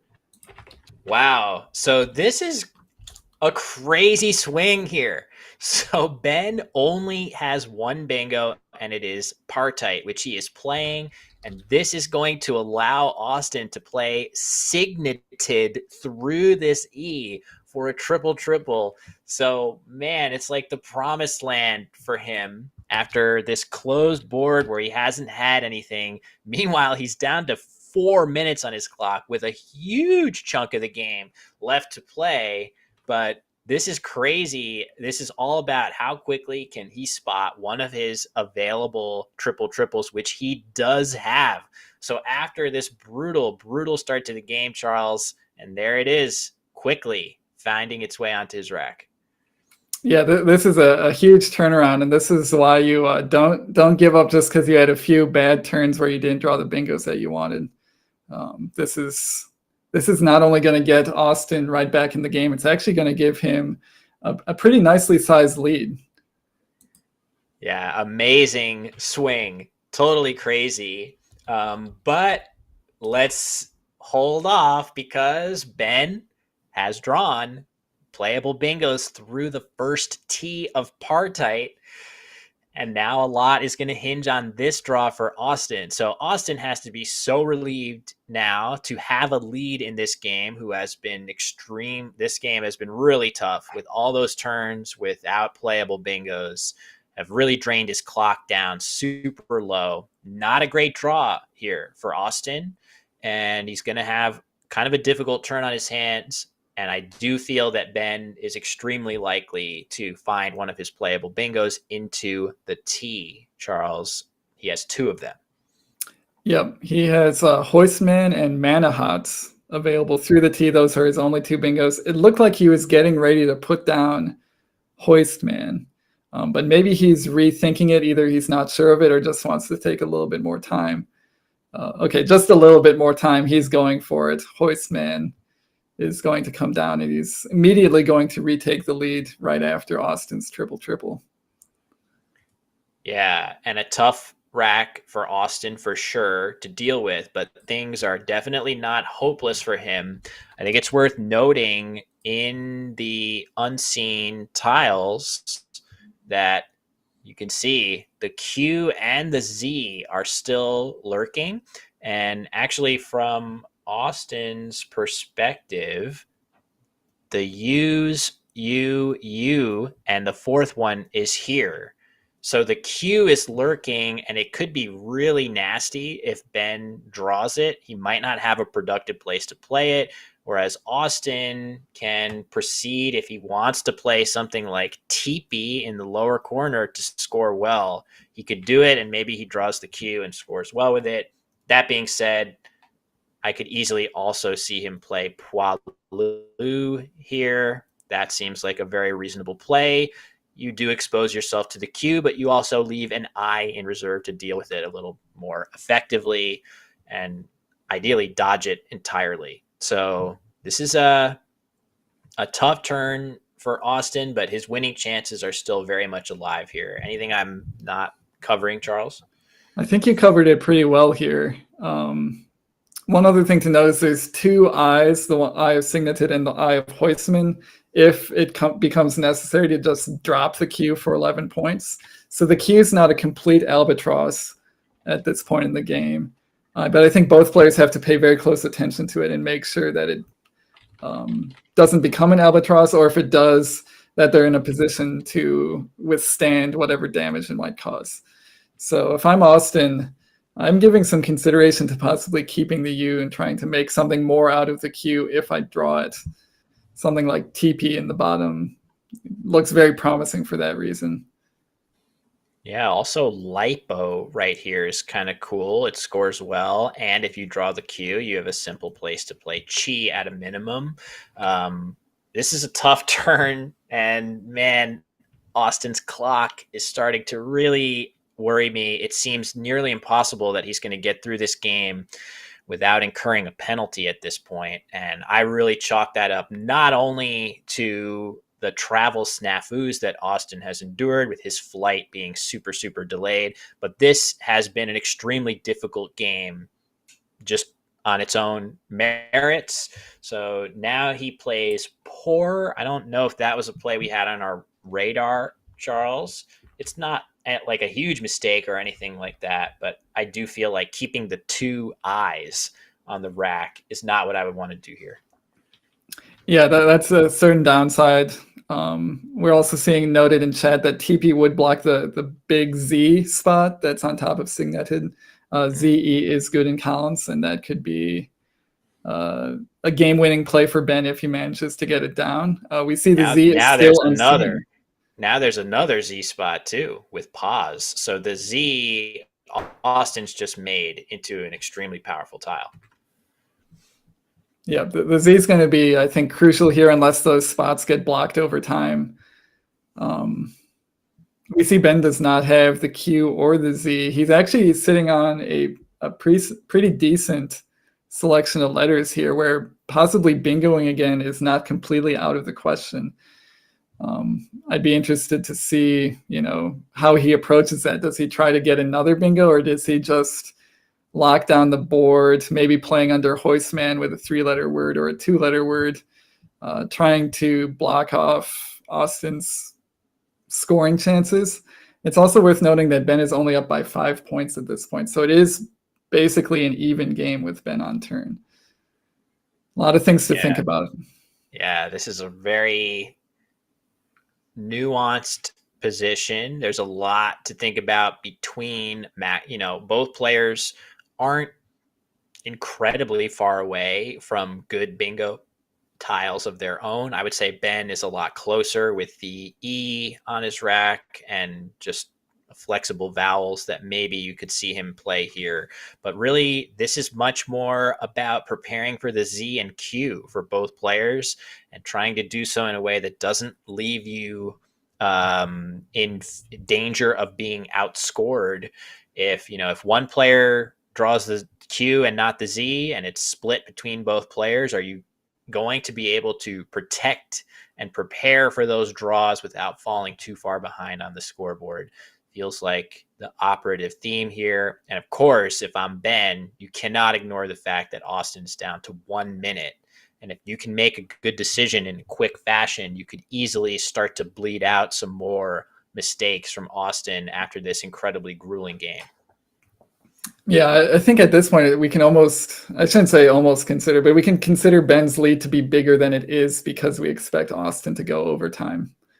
So that should play into how far ahead we feel Ben is on the scoreboard. So nice scoring play there by Ben. That was about as good as he could do. An immediate answer by Austin. The best thing you can say about that is how quickly it came down.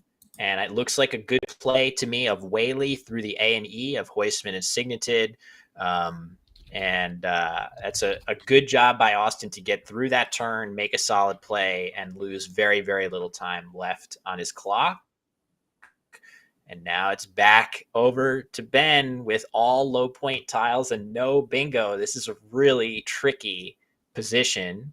The unseen tiles are accurate now from Ben's POV, with the exception of the Q is still lurking in there. I'm not sure where it is, but that Q is just looming so large, still in the bag, waiting to be drawn. Yeah, that Q and the Z still remaining unseen, still a problem. Ben's probably thinking at this point, if Austin had the Q, he would have played it.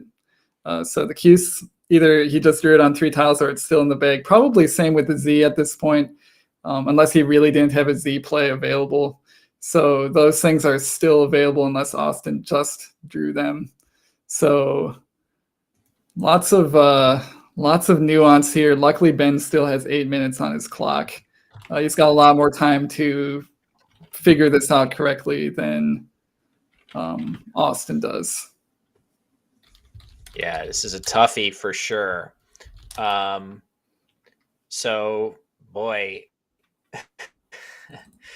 I'm having a hard time imagining if I'm Ben, how can I handle a Q draw productively? It's almost not possible.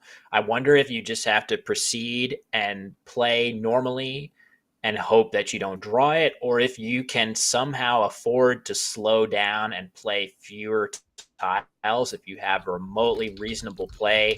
I feel like every subsequent tile that you play is a danger of drawing a Q that will be a total albatross here. So he's got to be thinking about that. At the same time, every tile you draw could turn into the Z, which would almost clinch you victory if you can draw a good Z play with pause right here and it stays open. That being said, I think most of Ben's plays play here. So this is pretty brutal, Charles. Navigating this one is going to be a challenge. Yeah, this is a real struggle here. If I'm Ben, I might be thinking about playing off like one of my E's somewhere on the board to go for like retinol and also hope not to draw the Q. And if you draw the Z, you've got res underneath Hoistman. There's there's too much to think about here. Now Ben's a little bit low on time, still doing way better than Austin, but there's still plenty of game left to try to figure out here. Ooh, we see Ben getting ready to block the last Q spot, not holding an I. This would make me very anxious if I was Ben. I would feel very scared making a play like this, and we see him putting it back up and putting it back, leaving us on the edge of our seat. I think the logic behind this play makes a lot of sense to me. The logic is I have neither the Q or the Z, so I have to worry that Austin has the Z and is going to score a huge amount of points with pause. And I really don't want to draw the Q, so I'm going to play as few tiles as I can to do it. But that being said, that's maybe not the way to go about it if you can avoid it, because if you play ET here, you still, remember, this is an S, so you can still get hit with QIN in this spot, but maybe that's a risk you have to take out the Z and try not to draw the Q. I don't know. That might be, unfortunately for Ben, I guess the only way to avoid that is to play net. If he plays let, or I guess ret would also do it. If he plays an L here, LI will still play. Oh, okay. He goes a different direction entirely of lay. That does a lot of the nice things that we were talking about, Charles. Yeah, I think I like this play a lot because it leaves the QI spot open but blocks the Z. It was hard to do both of those things simultaneously, but he did it. He also kept good bingo letters. And so it's not out of the realm of possibility that he would have drawn something that plays under Huysman or on top of Signeted. I don't think he drew something that played, but it was definitely very possible. Yeah, really tough situation. So Ben has a good sized lead, and he just took the Z threat off of the board, which makes his lead much more eminently defendable for him here. So now we have the tiles from Austin's. Actually, I think still we should be seeing QZ in the remaining tiles from Austin's POV, because again, both of those two crazy important tiles are still in the bag. So yeah, could Austin draw both after a short play here? That would be kind of funny. But now, all right, he just took a time penalty. So this has just been the absolute nightmare of a game for Austin, in the sense of it has been an extremely difficult game with a lot of challenging turns. That is not what he wanted to see in the situation that he's in. So my heart goes out to him. But yeah, he just took a 10-point penalty. So if you think about his 411 right now, practically he's now down to 401, and that's going to continue to drop for each minute of overtime he goes, Charles. Yeah, and I think at this point he probably needs to bingo to win, because the Q and the Z aren't ever going to score enough on the board for him to outrun both Ben's lead and the time penalty. So, this is very weird now. The Q and the Z both still unseen. They just don't want to come out. That's funny. So oddly, I feel like now Ben has some good stuff that maybe he can withstand a Q draw with cat or something like that, but he doesn't really have a place to play that word right now. So I think he still has to be seriously concerned about drawing that letter. The issue for Austin, of course, is that if Ben is stuck with the Q, let's say Ben draws the Q and ends up stuck with it, can Austin execute the Q stick, which in and of itself is incredibly complicated to do correctly in a lot of situations? He's already overtime now. So a Q stick is usually a drawn out, protracted situation where you're playing off one tile at a time, or one or two tiles at a time over a series of turns. You really don't already want to be overtime when you're about to execute that. Yeah, definitely those extended endgame sequences. if you want to do them correctly, you need a big buffer of time in which to, do the calculations that you need. Austin does not have a big buffer of time. In fact, he's got a negative buffer of time where he would need to try to do it as quickly as possible. So, I mean, there is some upside to his play of G or Gi, is that he sets up a QI spot, which I think Ben probably has to deal with. He knows that Austin didn't have the Q, otherwise he probably would have played it that turn. And so he's got to decide, did Austin on his 2-tile draw the Q, and must already have an eye. Is he going to play there? Because I think that would be the one thing that would get Austin back in this game, is a QI play there. Oh, this is a great idea. This is a fantastic idea by Ben. He's trying to set up a way to play cat that is somewhat annoying to deal with for Austin. That being said, I do feel like Austin has an eye, so maybe just something simple like DI blocks this and still leaves Ben in a bad situation here. So I think, man, this is tough because you still have the chi spot right here open. Maybe you want to leave that untouched. Oh my God. The other thing about playing Go is you might just draw bingo, making ego or ago. And so that's another way that you win this game, even with like getting Q stuck possibly. A lot of nuance. So Austin very quickly just plays robed, probably influenced by time, but that's going to let Ben just play his Q anytime he wants, if he wants to do that right now. That being said, he can't play, so Ben just drew QZ. He's down to a minute as well. If he plays cat right here, Austin might be able to use, I don't know if he can right now, but Nerdic. He could play Nerdic to go out and catch Ben with points for the Z. So it's going to end up being close. Maybe that time penalty is going to loom large here, Charles. Yeah, the score after cat is 471 to 429. We see Austin quickly finding his outplay without incurring an additional penalty.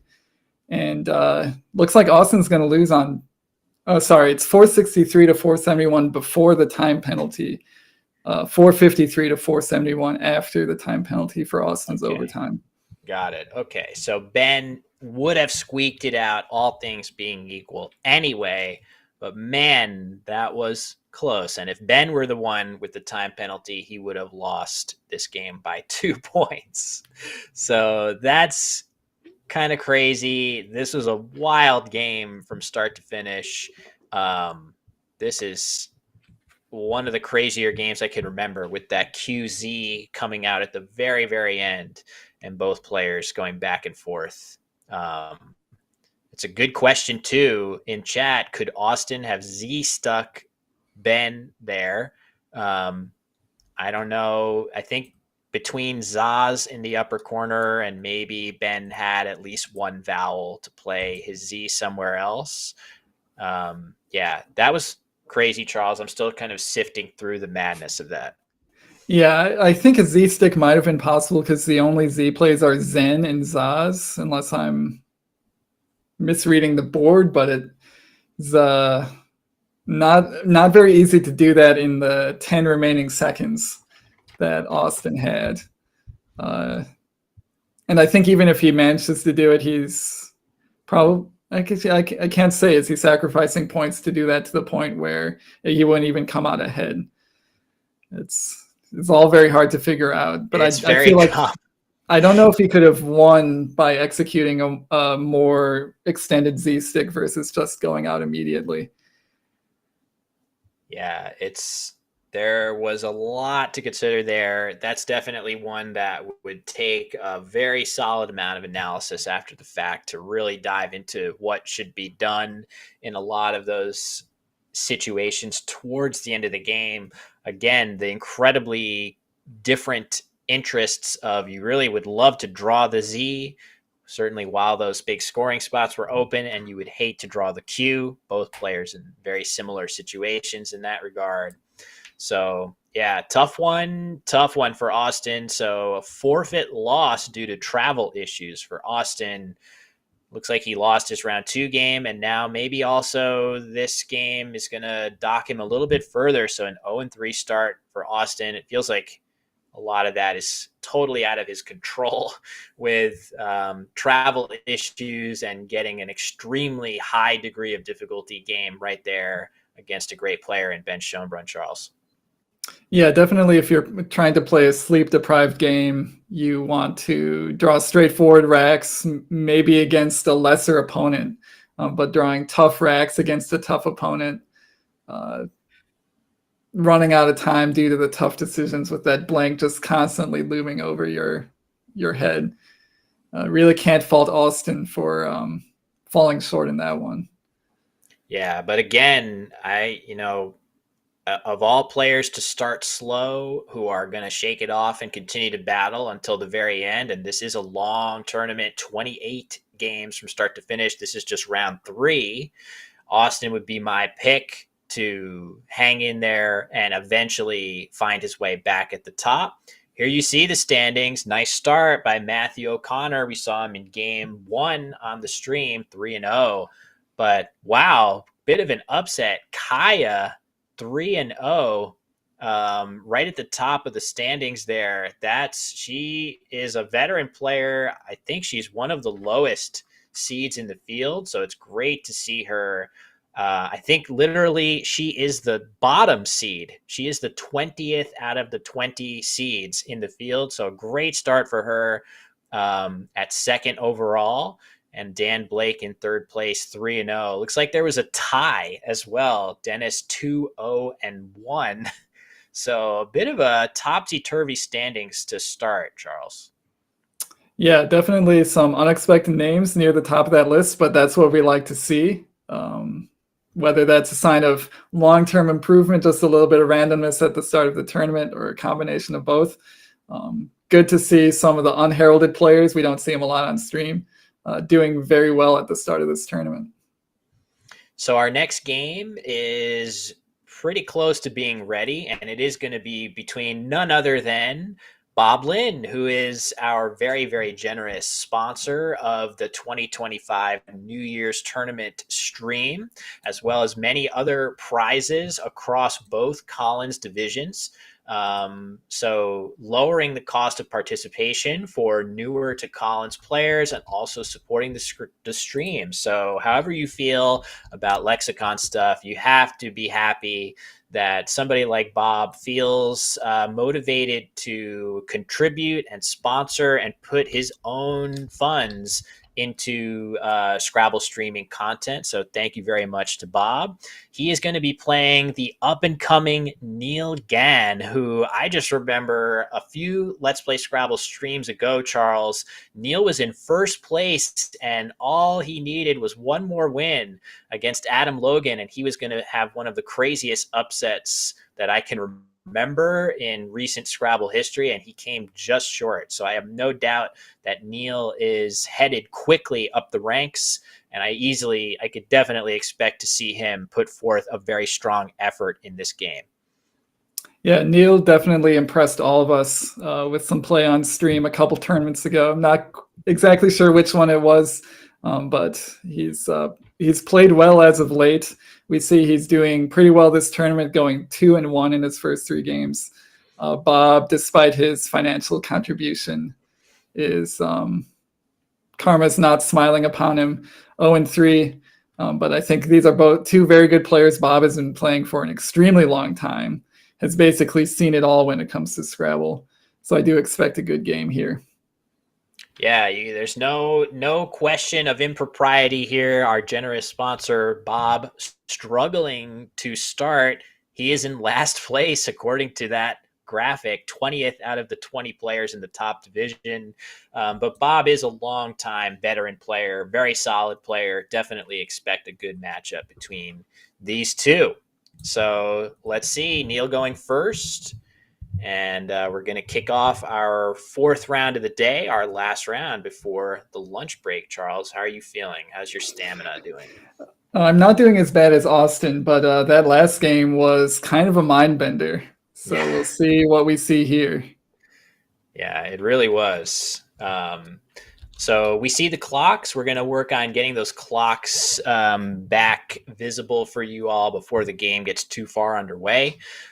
Rest assured. So, but yeah, Neil going first. These are the racks, Charles, that Scrabble players find most annoying, I would say. Yeah, no scoring plays, no bingos. Really, you can try to keep a decent bingo leave with ENR or something, but not even really a standout 5-tile leave that you would want to keep. So what you're looking at here is like maybe an 8 or a 12-point play, keeping 2 or 3 decent letters, but it's not really the way you want to start the game. So yeah, the tricky thing is sorting through all of those options of, yes, exchanging could definitely be possible here. If you put a word on the board, you have to be thinking a little bit about hooks. So Neil, it looked like the early leader of his consideration would just be playing Lauer. That takes an E hook. Lauer does actually take an E hook in Collins, as does ROUL, I think. So either of those. Okay, and there is Lauer. So this represents a little bit of a word knowledge check of which player is aware of the E hook on this word. And of course, there are some front hooks on Lauer as well. The F and the C come to mind. So I think this is a perfectly reasonable play. And the best thing you can say, Charles, even though we're not seeing the clocks right now, Neil was able to get through it without using that much time on his clock. Yeah, I think a turn like that, it's frustrating for all the reasons you mentioned, but it's really better to get through it relatively quickly. We've seen in multiple games up to this point that time is a major consideration. And meanwhile, back on Bob, he had a really uninspiring collection of clunky letters. And I think this is a miss here, Will. I think he could have just played XU rather than OX. Yeah, interesting. I don't know if there is any reason that Bob would pass this up. I mean, this is a scoring spot, but it's not one that I'm particularly that worried about. So I think that was probably just a slight oversight. And, the U, almost always a tile you would prefer to dump over any other vowel other than very specific situations where the Q is in play. So slight inaccuracy there, I assume, unless Bob has a reason we're not thinking. But Neil, on the other hand, it looked like he saw prawned or had those letters in the correct order on his rack. And this is where the E hook on Lauer, not a really word that you would necessarily know for sure, but any 7-letter word with an E in it is going to play there. And if you don't see that, you have a backup here in do. You can play prawned here as well. So a couple different options. And I guess even pre-dawn in that same spot. So a lot of different bingos for Neil. The question is, not only does he have to see them, he has to be confident in some trickier words to get them down, Charles. Yeah, and this is actually this possibly could give Bob some information. If Neil plays something like prawned or pre-dawn, making new or do, it possibly indicates that Neil doesn't know or is unsure of the E hook on Lauer, which, I mean, it's kind of marginal, but Bob might be able to do things with that information later in the game, like leave that spot open for longer than he normally would, not feel any rush to play there. And we do see Neil taking the more apparent spot, not requiring any knowledge of obscure 5-letter words to make that play. But it could have, I would say, minor ramifications for how the right side of the board develops. Yeah, that's true. And in this specific case, we should also mention Lauer takes the Y. So Bob is going to have a nice way of dumping some of his clunkier letters right now. You see Fluky is lined up on Bob's rack. I fully expect that once Bob has counted the score for pre-dawn to his satisfaction, we're going to see Fluky and Lowry go down in a hurry, even though it leaves VB on the rack. That is not an ideal combination. Bob's letters are so bad that you take what you can get here. If you can get 38 points and leave only 2 tiles on your rack, even if those 2 tiles aren't very good, it's definitely very appealing here from his perspective. So I expect to see Fluky on the board in short order. And there it is, Charles. I like it. Yeah, that's a very good play. It looks like he may be changing his play around a little bit. Bulky versus Fluky. I think both the FV and the BV combos have very bad synergy, but FV is probably worse. So I think I prefer Fluky here, but still pretty much the right idea in the right spot on the board. Yeah, that's surprising. Fluky also scoring 2 more points as well. So I just wonder, because he definitely saw Fluky. Maybe it's slight doubt in the validity of that word, given that I think Fluky can also be spelled with an E in it. So maybe he's thinking that's the only way you can spell this, whereas bulky is a much more normal word. But I actually think of fluky as being kind of a normal word too. So anyway, either way, not a huge error, but it's back over to Neil. And he's got that cue alongside quite good bingo tiles, Charles. I feel like there are a couple obvious plays that jump out between Chi right here to keep all those good bingo tiles together, but you do expose yourself to I overlaps that could really hurt. So maybe if he doesn't want to do that, if he spots the trickier Korma, that's definitely a possibility here too. Yeah, I think in this case, I probably would do what Neil is doing now. We see he hit his clock, although getting word from our producer that issue with the clocks right now. So just imagine that they're there. Because EMORS, very nice bingo letters. You've got some consonants of pre-dawn to work with. Although really no S hooks on this board, which is maybe a concern. But I do like this just for scoring in a balanced leave. You know what's funny about bulky is it possible that Bob was thinking I'm keeping the F for flowery after? I mean, I don't think that is so powerful of a spot that I would prioritize it, but maybe that was on his mind. I'm going to keep the F on bulky so that I can play a word here if I draw it. And now, as some of you are pointing out, he could play fugly in that spot if he wanted to. I think jive is maybe a little bit better just because it scores fewer points, but you get rid of the V and G and keep a decent leave here. Actually, this leave becomes better because if you draw a bingo starting with F, it's going to fit in that spot. So I think jive was already maybe a little bit better on the basis of it just leaves much better tiles, but also has extra benefit given this particular board. So anyway, Charles, any further thoughts on that, or should we move over to Neil? Well, Neil does have bingos set up on his rack, or at least maybe he did, maybe he didn't. He does have bingos that play through the P. He also has one down from the L of Lowry. So he's got his options here if he wants to play an 8-letter word. I think he had Promiser set up on his rack. Now he's alphabetizing just to spend a little bit more time on it.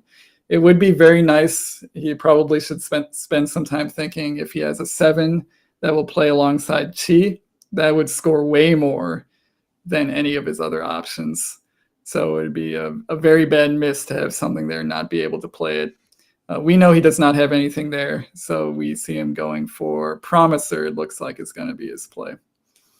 Yeah, it makes sense. Those letters with an I, a bingo looking rack that has an I in it, you definitely would want to play that here. But he actually doesn't have too many letters that play alongside BI. So I think he can kind of dismiss that even faster than usual. I mean, he just happens to not have a 7-letter word anyway with those letters, I believe. But it's interesting, Primrose in the same spot actually takes a D. Had he played Primrose, You could see primrose be played. I certainly would not have been confident in that word's validity. But yeah, Bob now with unfolds and nowhere to play this bingo that he sees, unfortunately. So he can take solace, though, in the fact that he's got a nice spot now for his F, which he's kept for a couple turns now. Oh, he's going to challenge. Interesting. So this looks like a challenge. Gives us an opportunity to plug wordjudge.me. Art Moore, the creator of this wonderful tool, you see him busting a move in the center of your screen. I love that picture of Art. Not sure if the challenge screen is up, so we're just going to have to look at Art, and we'll give you the update that this word is valid. So it's going to be 5 extra points for Neil there, Charles. If you're at all unsure about a word in Collins, it's usually good to go ahead and challenge it. Yeah, I think the penalty for challenging is relatively low. That being said, this is a pretty normal word. It's kind of interesting that Bob gave it 5 extra points, especially because I don't think it blocks a bingo that he had. That would be one reason to challenge a valid word, is so that you can get it off the board and play your own bingo. But I don't think that's the case here. So just wanting to make sure of it, giving it 5 extra points. Maybe a slight inaccuracy on Neil's part here. I would definitely like to play. Ooh, we do get the there it is. Awesome. I'm not sure what's happening with the other side of the screen, what we're going to see there. But I think Neil was just about to sit back down. Maybe we're going to ask them to adjudicate the challenge again, just so we can all see it the way it was intended. But either way, the word is valid. Neil gets extra points here. There we go. Look at all the different ways we're doing these challenges, but yes. Yeah, I think Neil, if he saw primeros, that's kind of a more difficult word to see, probably would be preferable here not to give up the huge S hook. Maybe it feels like a small difference, but it could end up having ramifications down the line. Yeah, it's actually you'd have to look at more than just the hooks on these plays, right? You have to look at what letter you put here, because this is an extremely dangerous spot, as well as what letter you put here, because overlaps that go all the way down are actually super, super damaging. So trying to figure out how to minimize the odds of a play like that with whatever you pick, yeah, no question, this is definitely a dangerous hook too. But if you could tell me that I could make a play that really, really limited the odds of somebody playing in either of these two triples, I might be willing to concede this hook, because it might be the lesser evil. Yeah, and I think in this case, Neil actually did not have a play that met all of those requirements. So maybe it just ends up being the lesser of multiple evils. And we see Robert, or Bob, I should say, immediately taking that as hook, although thankfully for Neil, not with a bingo. Unfolds did not play. And it looks like we're going to see another challenge as well. Here we go. Another challenge. This is a little surprising, if only because Bob had ways. So Sulfo is 46 points. It's going to get an extra 5 as Neil challenges it here. But Fund going down into the corner, which we expected would be a relatively automatic play from Bob, scored 47 points. So you could get 1 extra point and keep that valuable S. But who knows? Maybe Bob also likes the fact that after this, the board is going to start to open up more again. That's an interesting one. But yeah, Neil, on the other hand, is probably happy to see this spot stay completely untouched, as he actually, even though he only has 2 consonants, the WH combination fits right here for a very, very good score, Charles, if he wants it. Yeah, it's kind of a test of his knowledge of the Collins 4s, WHAE, and we see no issue there. He plays it very quickly. Passing that test. Yeah, he passed the test. This, I think, clear-cut best play for Neil. Playing it quickly. Again, no clocks on screen, but generally, if you have a clear-cut best play, it's a good idea to make it quickly. Yeah, that's without a doubt the best play. It's worth noting that WHA in this spot would be a normal play.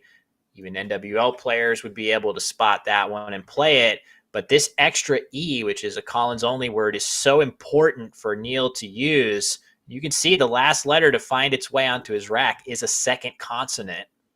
So had he played, just imagine, instead of this R, it's another E. He's going to be in much worse shape next turn. So these tiny little differences between words do end up making quite a big difference. So nicely spotted by Neil for sure. And Charles, it's over to Bob, who does draw another S. So he's still in the fight here. Yeah, he's still in the fight. He is down by 90 points. So he's going to be looking to bingo quite soon. I think the very straightforward play on this turn is just to play something like hand underneath the O of Solfo. Decent score. I think his highest scoring play. He doesn't have any standout options here. Keeps a good ENS leave. You still have bingo lines and a few spots on the board. Although I guess, again, we mentioned this earlier, not really a whole lot of S hooks once hand comes down, which is to your detriment if you're keeping a bingo leave with an S aiming to hit a 7-letter word. So maybe something for Bob to think about on subsequent turns, but I think on this turn you have to play in that spot. Yeah, totally agree. The weird thing, even with this board not being that hospitable to an S, there's still a fair amount of action going on this subsequent board. You have this as a lane, which Bob can, maybe he gets an N to play there. I guess also it's not the best S hook in the world, but SOH is valid too. So maybe he gets something there. But I think the biggest thing for Bob is he doesn't know this, but Neil's rack is terrible and he's not going to be scoring very well. So if Bob can draw a bingo now, especially if he got an I, right? If he was able to draw an I and play something here for a very, very big score, now it's a whole new ball game because Neil's not scoring well here. And Bob's got a golden opportunity to fight his way back in. No I for Bob, but it does look like a bingo found its way onto his rack. Yeah, the I is sort of looming large here at this point because that's going to be an easy score for whoever hits that spot. It also will probably, as a side effect, set up another bingo line. So maybe paradoxically, Bob would be hoping that Neil has something over there that would give back an easy lane for sevens. But neither player's sitting on an I right now. Neil does have a pretty nice play here through the V of jive, being able to play three of his vowels, not expending a consonant, and scoring well and keeping well. And he's got it set up now. So I hope we see it hit the board. That is the Collins only Evo, and we do see it come down. I think that's Nice a great play from Neil. Yeah, that's the star play here by a mile. Using 3 vowels from a rack that had 5 vowels and 2 consonants. He's managed to score decently well, keep his 2 consonants, and keep probably the best bingo leave that was available for him there. So that was a big deal for Neil to spot that play, and he set himself up very, very well to respond productively to whatever Bob plays here. We can see Neil's rack cam is a little bit off. Maybe we'll get a tweak on that. But yeah, back to Bob. Couple options for him. He can play Tunners right here, Stonern right here, very strange looking word, but also Enterons from this E. Looks pretty appealing. It's also the highest scoring of those options, Charles. Yeah, I think if he sees Enterons, and it looks like Bob does have it set up. Thank you, Bob, not only for the donations, but also doing the commentators a favor by displaying your thought process through tile shuffling. He's got Enteron set up, and I'm expecting that we'll see it pretty soon here. He's going back to Tunners, but we know he's going to hit a bingo here, and it's going to be a very close game after that. So Tunners, the play. I don't imagine this to be any kind of massive mistake over Enterons. It doesn't really expose a ton back. This looks a little bit scary at first glance, but both H's are on the board, so there's no threat that the H is going to come down and do something scary in that spot. So you're just giving up a couple points with this move, and ultimately Bob has to be very happy after the start to this game where he had all those terrible consonants all together. He's weathered the storm, and it's mostly an even game. Yeah, and I think now that I'm thinking about it more, Bob was probably just trying to block Chi. That was the primary consideration there. Oh, Was yeah, of there's course. 6 eyes unseen. Neil's going to score like 40 there, no problem. Sacrifice a few points to just take care of that spot. Great point. That's got to be it. Blocking that spot is super valuable. Look at the eyes, right? Look at all these. So many eyes unplayed. Only a couple on the board. Very surprising that neither player has one on their rack right now.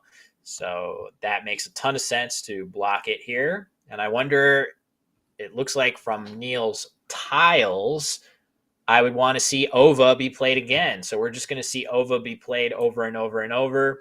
I'm not sure where on the board it makes strategic sense for that word to be played, but it's, if you're playing in a vacuum, you can see he has it set up right now. Are we going to see it yet again? He's going to be playing it over and over and over.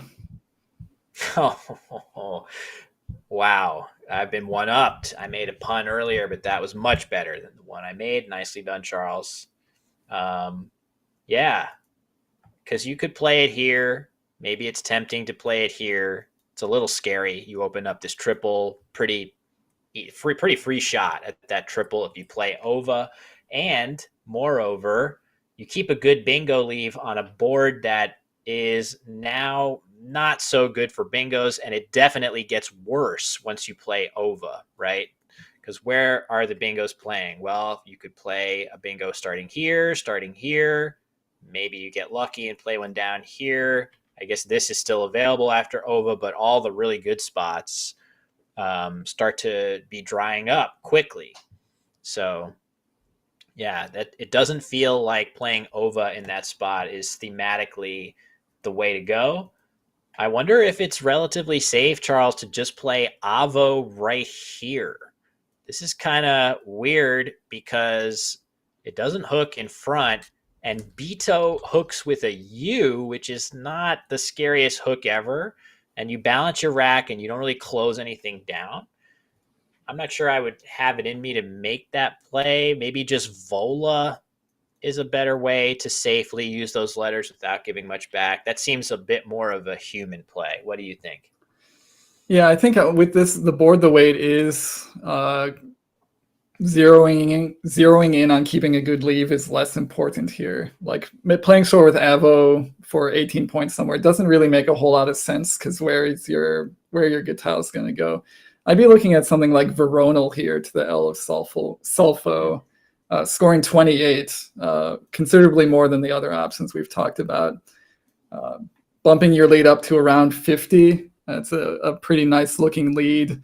And just sort of starting over on your rack. You keep an A, which is kind of a neutral one tile leave, maybe slightly positive, and just move on from these letters. Maybe go for the one unseen blank. Some of the other bingo stuff in the bag. There's lots of A's, E's, I's, and T's. But just scoring the points here and trying to reestablish the lead that just got taken, or sort of got a big bite taken out of it, feels very good here. It's a really interesting idea. Playing Veronal is very different thematically from these balancing plays. And there we do see Ova again. Can't get enough of it. It's in a interesting location. This looks like a relatively defensive location for this word. Again, blocking some of the bingo lanes that still persist on this rapidly closing board. And Bob very quickly plays Raj, getting rid of that J. Looks like a pretty solid idea. There was some thought, I think I had seen it mentioned, that maybe he could try playing Ejecta and burn his blank here, but I think Raj is just as good, if not better. It's probably very, very close Ejecta scoring 59 and Raj 26. I think Bob is definitely in very good shape. Despite the difficult board, he has to be happy to have that blank right here. So I like Raj. What do you think, Charles? Yeah, I like it. I like keeping the two E's because it makes bingoing to the right of Tunners a little bit easier with OSE and RE. Starting a bingo with SEE or TEE is maybe one of the few ways you get a 7-letter word down on this board. So I feel like prioritizing the keeping of two of your E's while also scoring decently with the J, I think that makes a lot of sense. But look at this, nicely spotted by Neil. Very much off the beaten path. We haven't been mentioning that G at all. And there you see Neil's managed to draw a bingo through it, and he has the presence of mind to look up there through that G and know the word Reaginik, not an everyday word. Nicely spotted by Neil here. By far his best move, and he really just did a lot to seize control of the game for the time being, though, because Ova, as defensive as it was, Charles, it has one hook here and the L, and Bob doesn't have an L, but if he thinks to make his blank an L, he will play Beatles here, which will keep him in the game. Yeah, I think he really has to find that bingo here. I'll see risks falling too far behind in this game. He is down by roughly 80 points. We see him, I think, going for the blank slip. Oh no, we're getting a challenge here. These players are challenge happy. Which Either is that or good Bob's thing. he's just looking up his rack on his phone with no heed towards the rules of Scrabble play.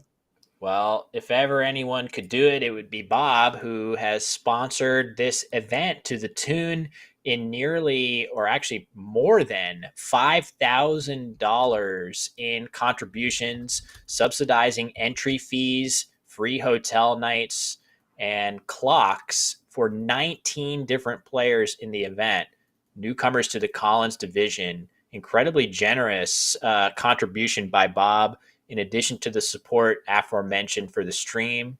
So I really think, regardless of how you feel about Lexicon stuff, you have to applaud somebody like that reaching into their pocketbook and supporting Scrabble in that way. So thanks, Bob.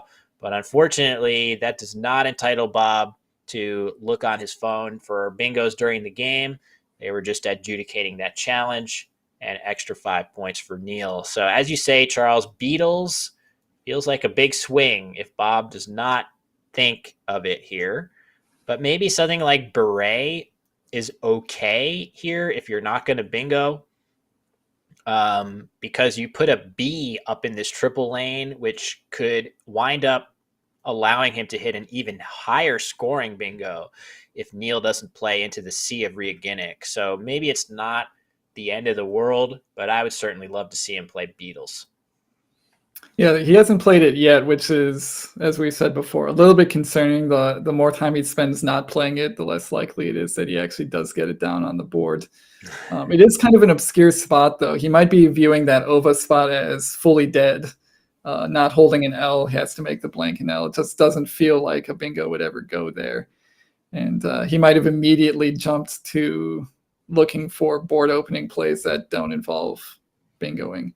In a case like that, as you mentioned, well, something like beret makes a lot of sense, or just beer, B-E-R-E, Collins' only 4-letter word, also opens up a new line for him to possibly hit a big scoring bingo later. Yeah, interesting that he could leave the T off. It is worth noting, so many T's unseen. You might want to use it just because you have an expectation of drawing another one. But yeah, for those asking, the clocks work.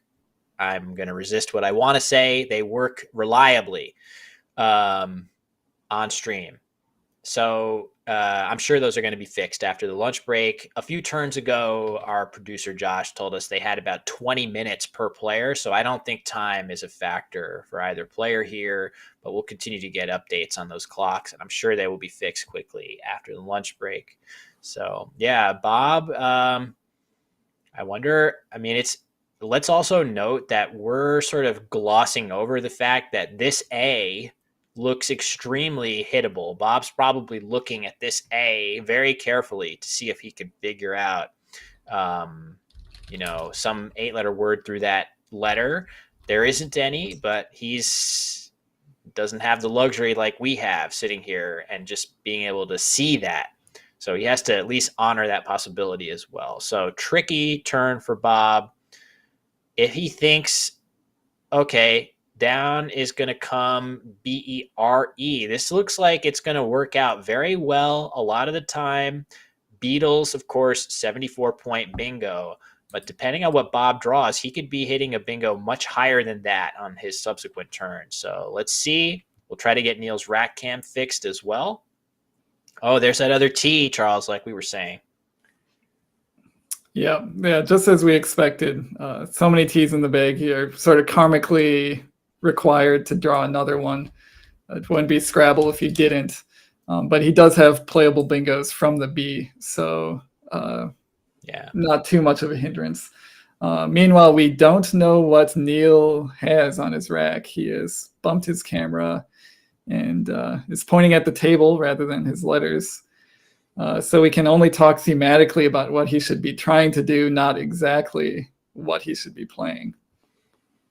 I think he should be trying to play a word through the C that puts a really clunky tile in this spot, if at all possible. He would want to get that triple. It's really the only lucrative triple available.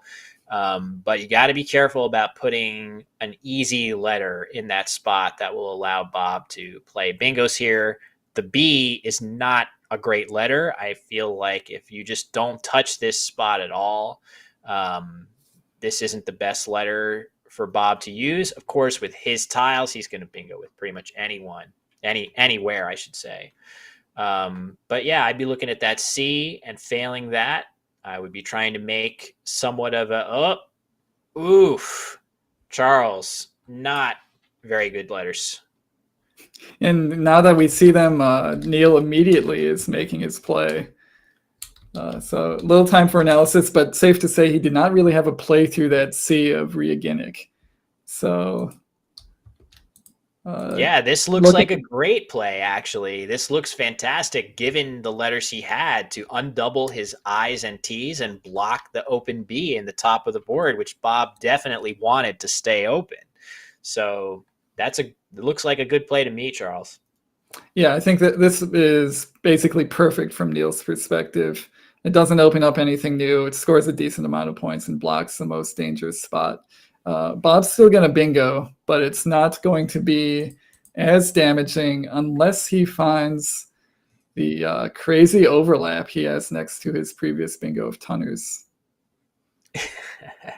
This is the sort of play that I miss routinely. So there's one and only one bingo here that scores above 70 points.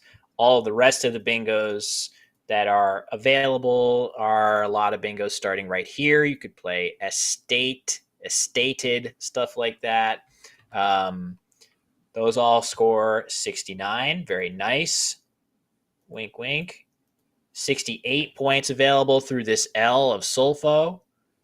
But the best play here, S-treat right here with, look at these overlaps, all of which are valid in NWL as well. So you could play S-treat for 81. Only scary thing about that, you are opening up a big A hook right here. Maybe that's fine to get an extra 12 points on this move. And Bob's going to play it a little bit safer and play estates, and we'll get a look at what blank this is. Not that I think it's going to matter that much, but it could be a D or an S.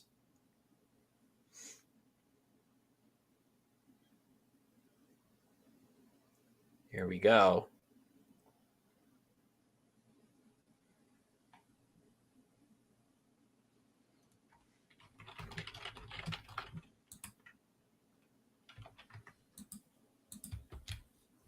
All right. Am I back? I think I dropped out for a little bit. Oh, okay. Yeah, I was wondering. I hear you now just fine. Hopefully you hear me too. Yep, we are good to go. So Bob does play a bingo, maybe not quite his optimal bingo, but a bingo is a bingo. He needed it to stay in this game. He's now only down by 20 points with Neil on turn. And we'll see. I wonder, now Neil is actually relatively close to his own bingo with the ING combo. I'm wondering if he does something like pick or pika to the Sea of Reaginnic. Now that the immediate danger of Bob's bingo has passed, the pool does not look good. Neil doesn't have to worry so much about putting a nice consonant in that spot. He could put it there, aiming to use it himself later. Another interesting thing about Estated is Bob making a big Z spot. So I'm sure the Z, as useful of a tile as it is, plays in all different places, but maybe Bob is saying, I have a read after a play like this that Neil probably didn't have the Z, and I'm going to try to win a race to it. Of course, as we see, Bob has drawn absolutely terrible tiles that do not include a Z. The Z would have been so nice for him to draw right here because, as you suggest, Charles, the plays through the C are so natural for Neil that he would have to really make a big sacrifice if he wants to block this spot and try to get in the way of a Z play there. I'm not sure he has PAT set up. Maybe he's thinking about playing Pact here, but I certainly would love to see him use at least one I with a couple more of them lurking. We know they're on Bob's rack and he can't draw them, but Neil can't know that. And I really would love to see him use at least one I, regardless of where he winds up playing. It looks like he's reconsidering, and maybe he will. Yeah, I wonder if he's thinking about tick now, which I feel like doesn't make a whole lot of sense when you have pick available, but maybe that's just an artifact of his random shuffling. We see that from time to time. Plays that look like they're under consideration are just the result of players moving their tiles around. Another crazy play worth noting. I don't know if this makes sense at all to play, but it's pretty cool. Intagli through the L of Sulfo, hooking gestated. If you really want to get that Z in a hurry, that's your best way of doing it. So you could draw a lot more tiles than just playing pick right here. Frankly, if the K and the H's were still lurking, I would consider playing through the Sea of Reaginnic for defensive reasons too, because the CH and CK combinations could be so damaging. But the tiles that are actually unseen to Neil are not particularly dangerous. So I would be loath to touch this spot unless it were really compelling, right? Because you're up. If you're Neil, you're winning by 20 points. The board is very closed down, difficult to bingo on. The moment you play here, you give Bob a lifeline that he can repeatedly fish to. So I do appreciate the upside, if you're Neil, of playing pick or pika and potentially immediately drawing into a game-winning bingo. But I'm actually increasingly tempted by Intagli to score a boatload of points and then draw that Z before Bob does. But Pact is the play, Charles. Keeping the two eyes. Let's see how that factors in. Yeah, I think maybe a slight misstep here just because you don't want to keep two eyes if you can help it. But still has some upside in terms of possibly drawing a bingo there. We'll see what he gets. Meanwhile, we know that Bob has quite horrible stuff. And actually, I think his best play before Pact might have been playing like Fusai through the Sea of Reaginnic. So now that that's off the board, he's still got that flowery spot that we mentioned so long ago. If he sees it, if that was really part of his thinking back on the bulky turn, that was way in the distant past of this game. Maybe we see it come into play once again here. Yeah. Feels like really his only way of scoring anything close to like 25 points here is if he sees the F hook right here. And again, the Z still lurking is a big deal, but now that Neil is up by nearly 50, I would say it's ceasing to be quite as big a deal. A play in this spot is not going to score that well. that a Z bomb there is going to tip the scales massively in Bob's favor. I think Neil it's possible that he can weather a play there if he just draws flexible tiles heading into the end game. And we are kind of rapidly reaching that point. So Bob looks like he may be considering just playing Fig right here. Seems reasonable enough, but I worry that he doesn't. I mean, he's going to need a very, very specific follow up, probably from this P, right? Like, it's hard to see, even with the Z in hand, how Bob can actually complete a comeback from that. That standpoint. So yeah, I don't know, Charles. This is a tough situation for Bob. I guess I would like to see him play Fusai right here. This feels like it gives him the most realistic chances of getting as much clunk off of his rack as possible. And maybe he can draw something good through this P that surprises Neil. Yeah. What are your thoughts here? Yeah, this is a tough turn. I'm trying to figure out if there's any way he can draw like a 50-point play underneath the states, starting with FI. He would have to sacrifice some points, I think, this turn to make it work if he could get something like Feisten down. But I think the downside of that is in your pursuit of that 50-point play, you might only score like 10 or 12 this turn, and you don't actually come out ahead versus playing it in a more straightforward way. So I think I agree with you, Will. I'd like to see something like Fusai come down, and then maybe the path to victory there is to draw something with the Z on top of estates and hope that Neil doesn't block it. Like maybe Neil has some other thing in mind, like maybe Neil will be gunning for bingo from the P and sort of get distracted by that notion. I feel like Bob needs some sequence of good fortune here to pull out this victory. So yeah, if I'm just wondering, like, from Bob's perspective right here, and we got a little update. I think the clock's update is 6 minutes for Neil, 11 minutes for Bob, who does tend to be a faster player.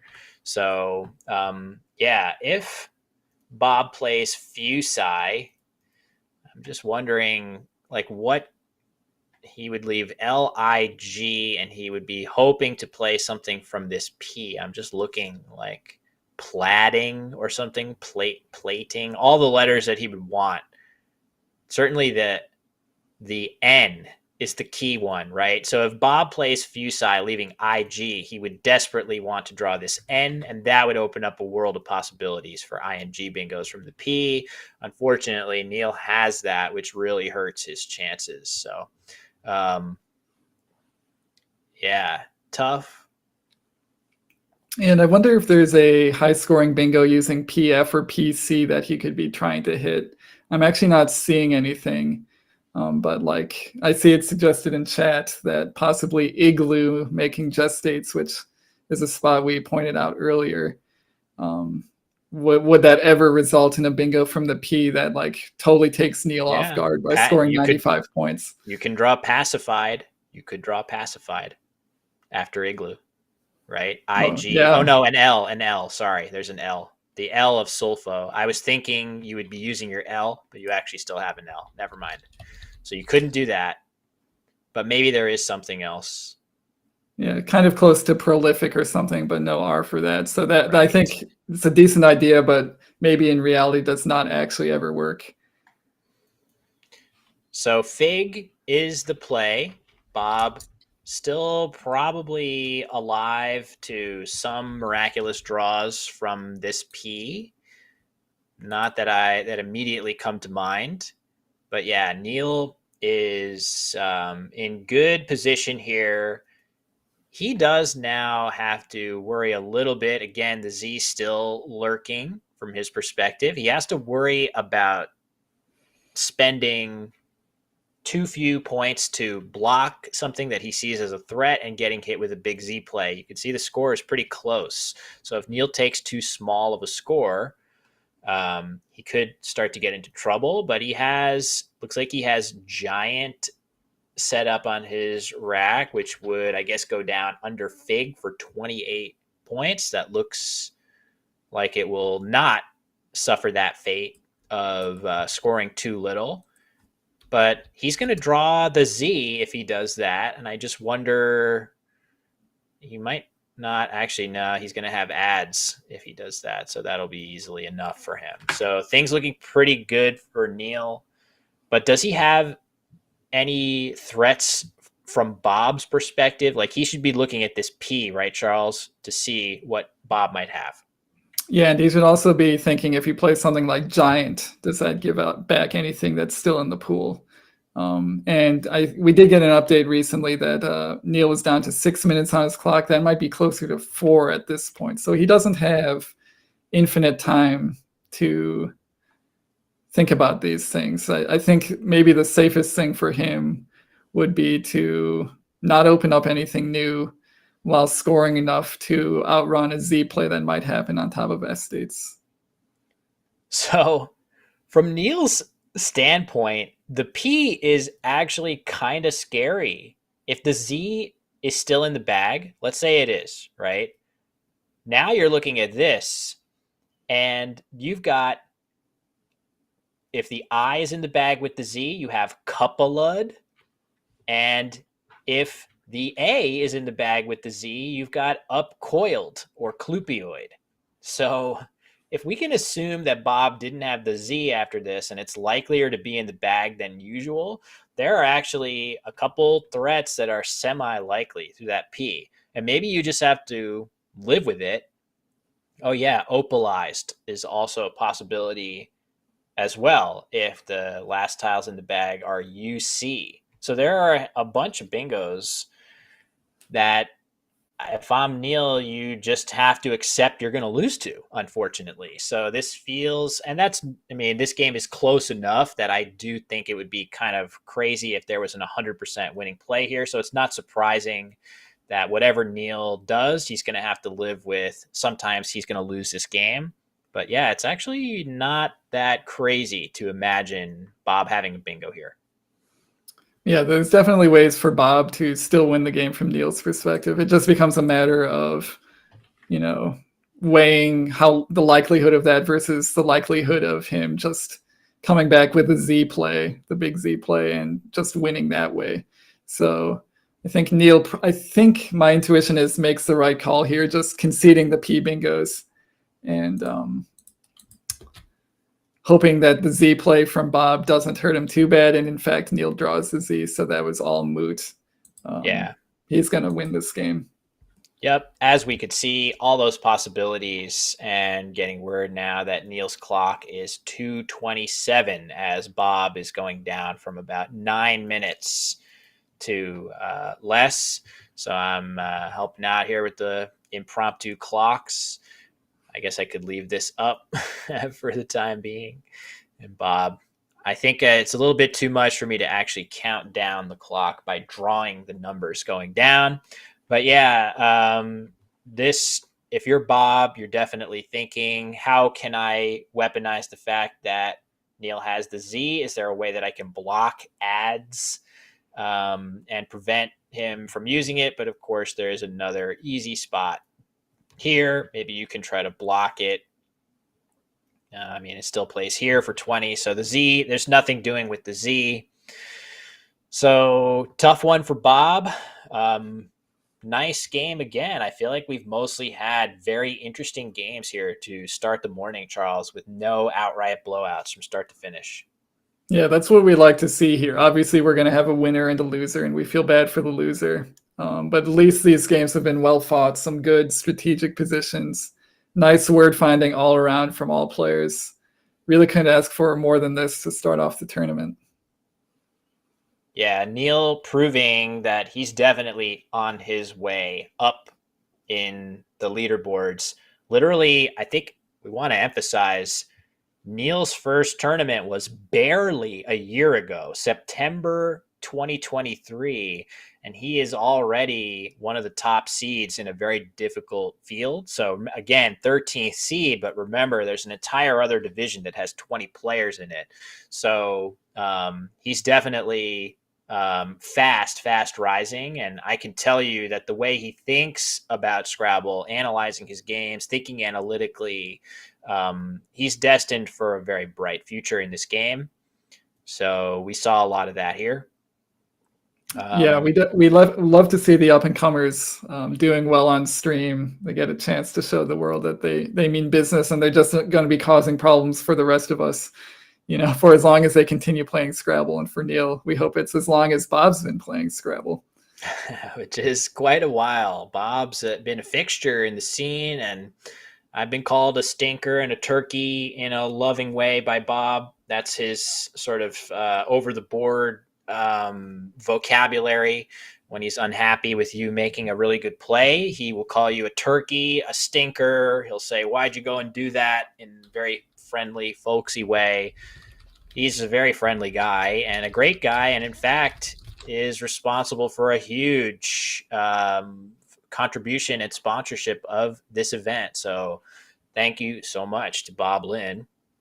And yeah, it's actually, given that Neil has such clunky tiles, it actually looks like Bob's best option in this end game is to play the obscure Collins only 3-letter word AUE right here, because that would allow him to follow up with loci on the triple on a subsequent turn. Basically, Neil can't do anything about this spot while also using his Z, so he simply has to play ads and allow Bob to get his triple lane. That is a very complicated sequence. The likes of Nigel Richards would find that one with reliably, but Charles, I don't know who else is finding that sort of thing every single time. Yeah, I'd like to think that I could find it, but realistically, in a lost game like this, I would just be sort of autopiloting, especially if I'm hungry and I'm ready for lunch break. Just thinking about, the chicken wing restaurant that's across the street from the hotel.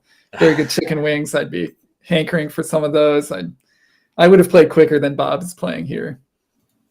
I think if it were me, I would probably play Chow here, and the intent there would just be to take away the best scoring Z play. I think this is probably the most natural looking play to my eye, just because ads scores so much more than any other Z play, and I can block it and leave myself outs in a couple different places. Presumably, I haven't actually checked that, but that seems reasonable. I'm actually not sure now what the follow-up is to that play.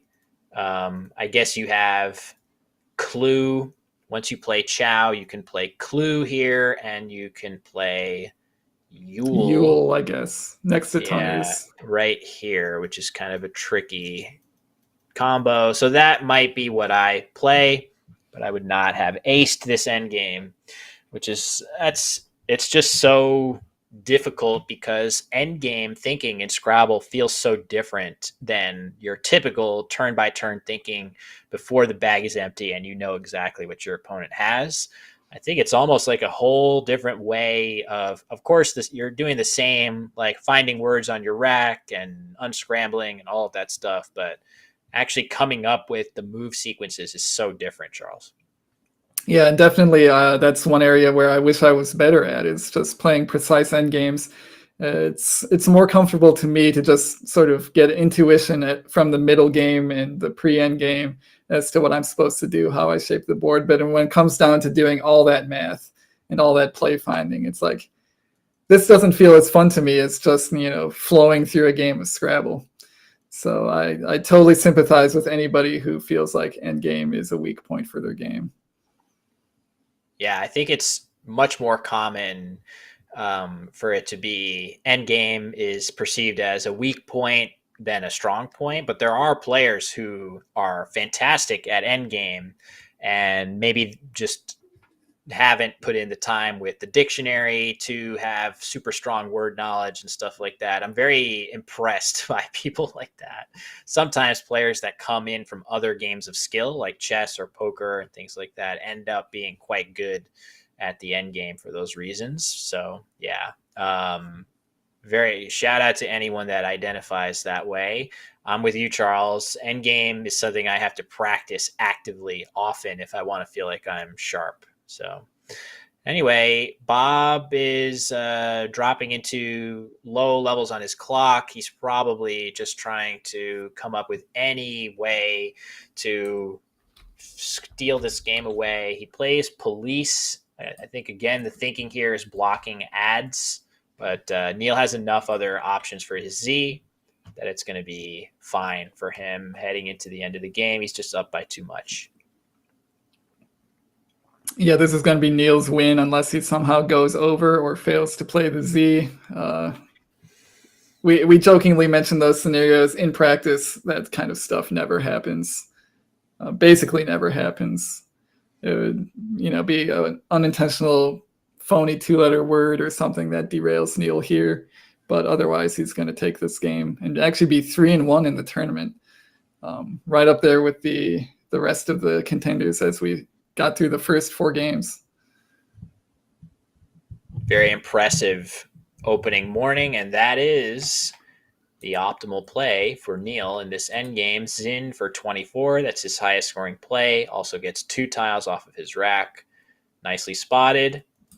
Bob's next play, he plays O for 9. I guess AUA would have been 11, but it's purely academic at this point. You see the final score, 453 to 413. Nice win for Neil in game 4, Charles.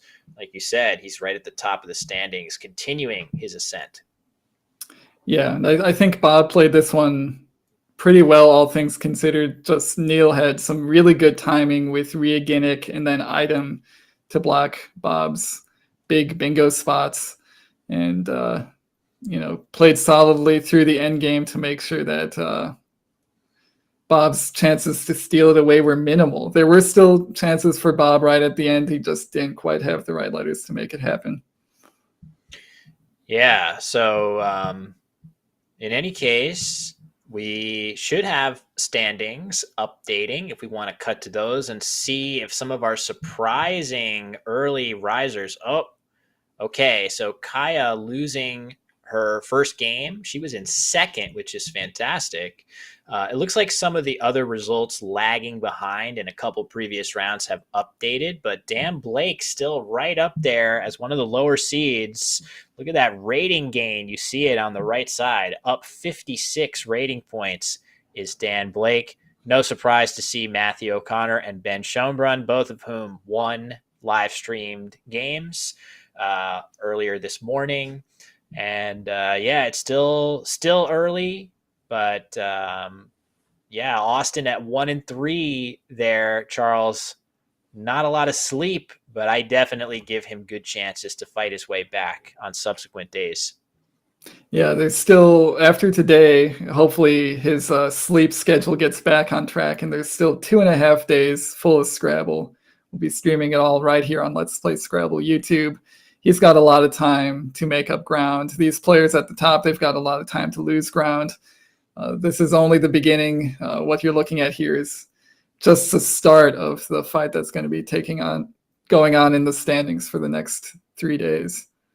Yeah, and we'll have it all right here on the Let's Play Scrabble YouTube channel. Definitely recommend some likes and follows and subscribes and turning the bells on so you do not miss any of that action. But I am told that we have our generous sponsor, Bob Lynn, standing by to talk a little bit about, well, I don't know if he wants to talk about that game. Some interesting decisions there in that game. But Bob, can you hear us? I hear you clearly. Okay. Josh, I'm not hearing Bob through his... I hear Bob, but not through his microphone. I hear him through your microphone, just for the record. So we can still... Anyway, Bob, thank you so much. Hold on 1 second. Oh, I think we are getting it.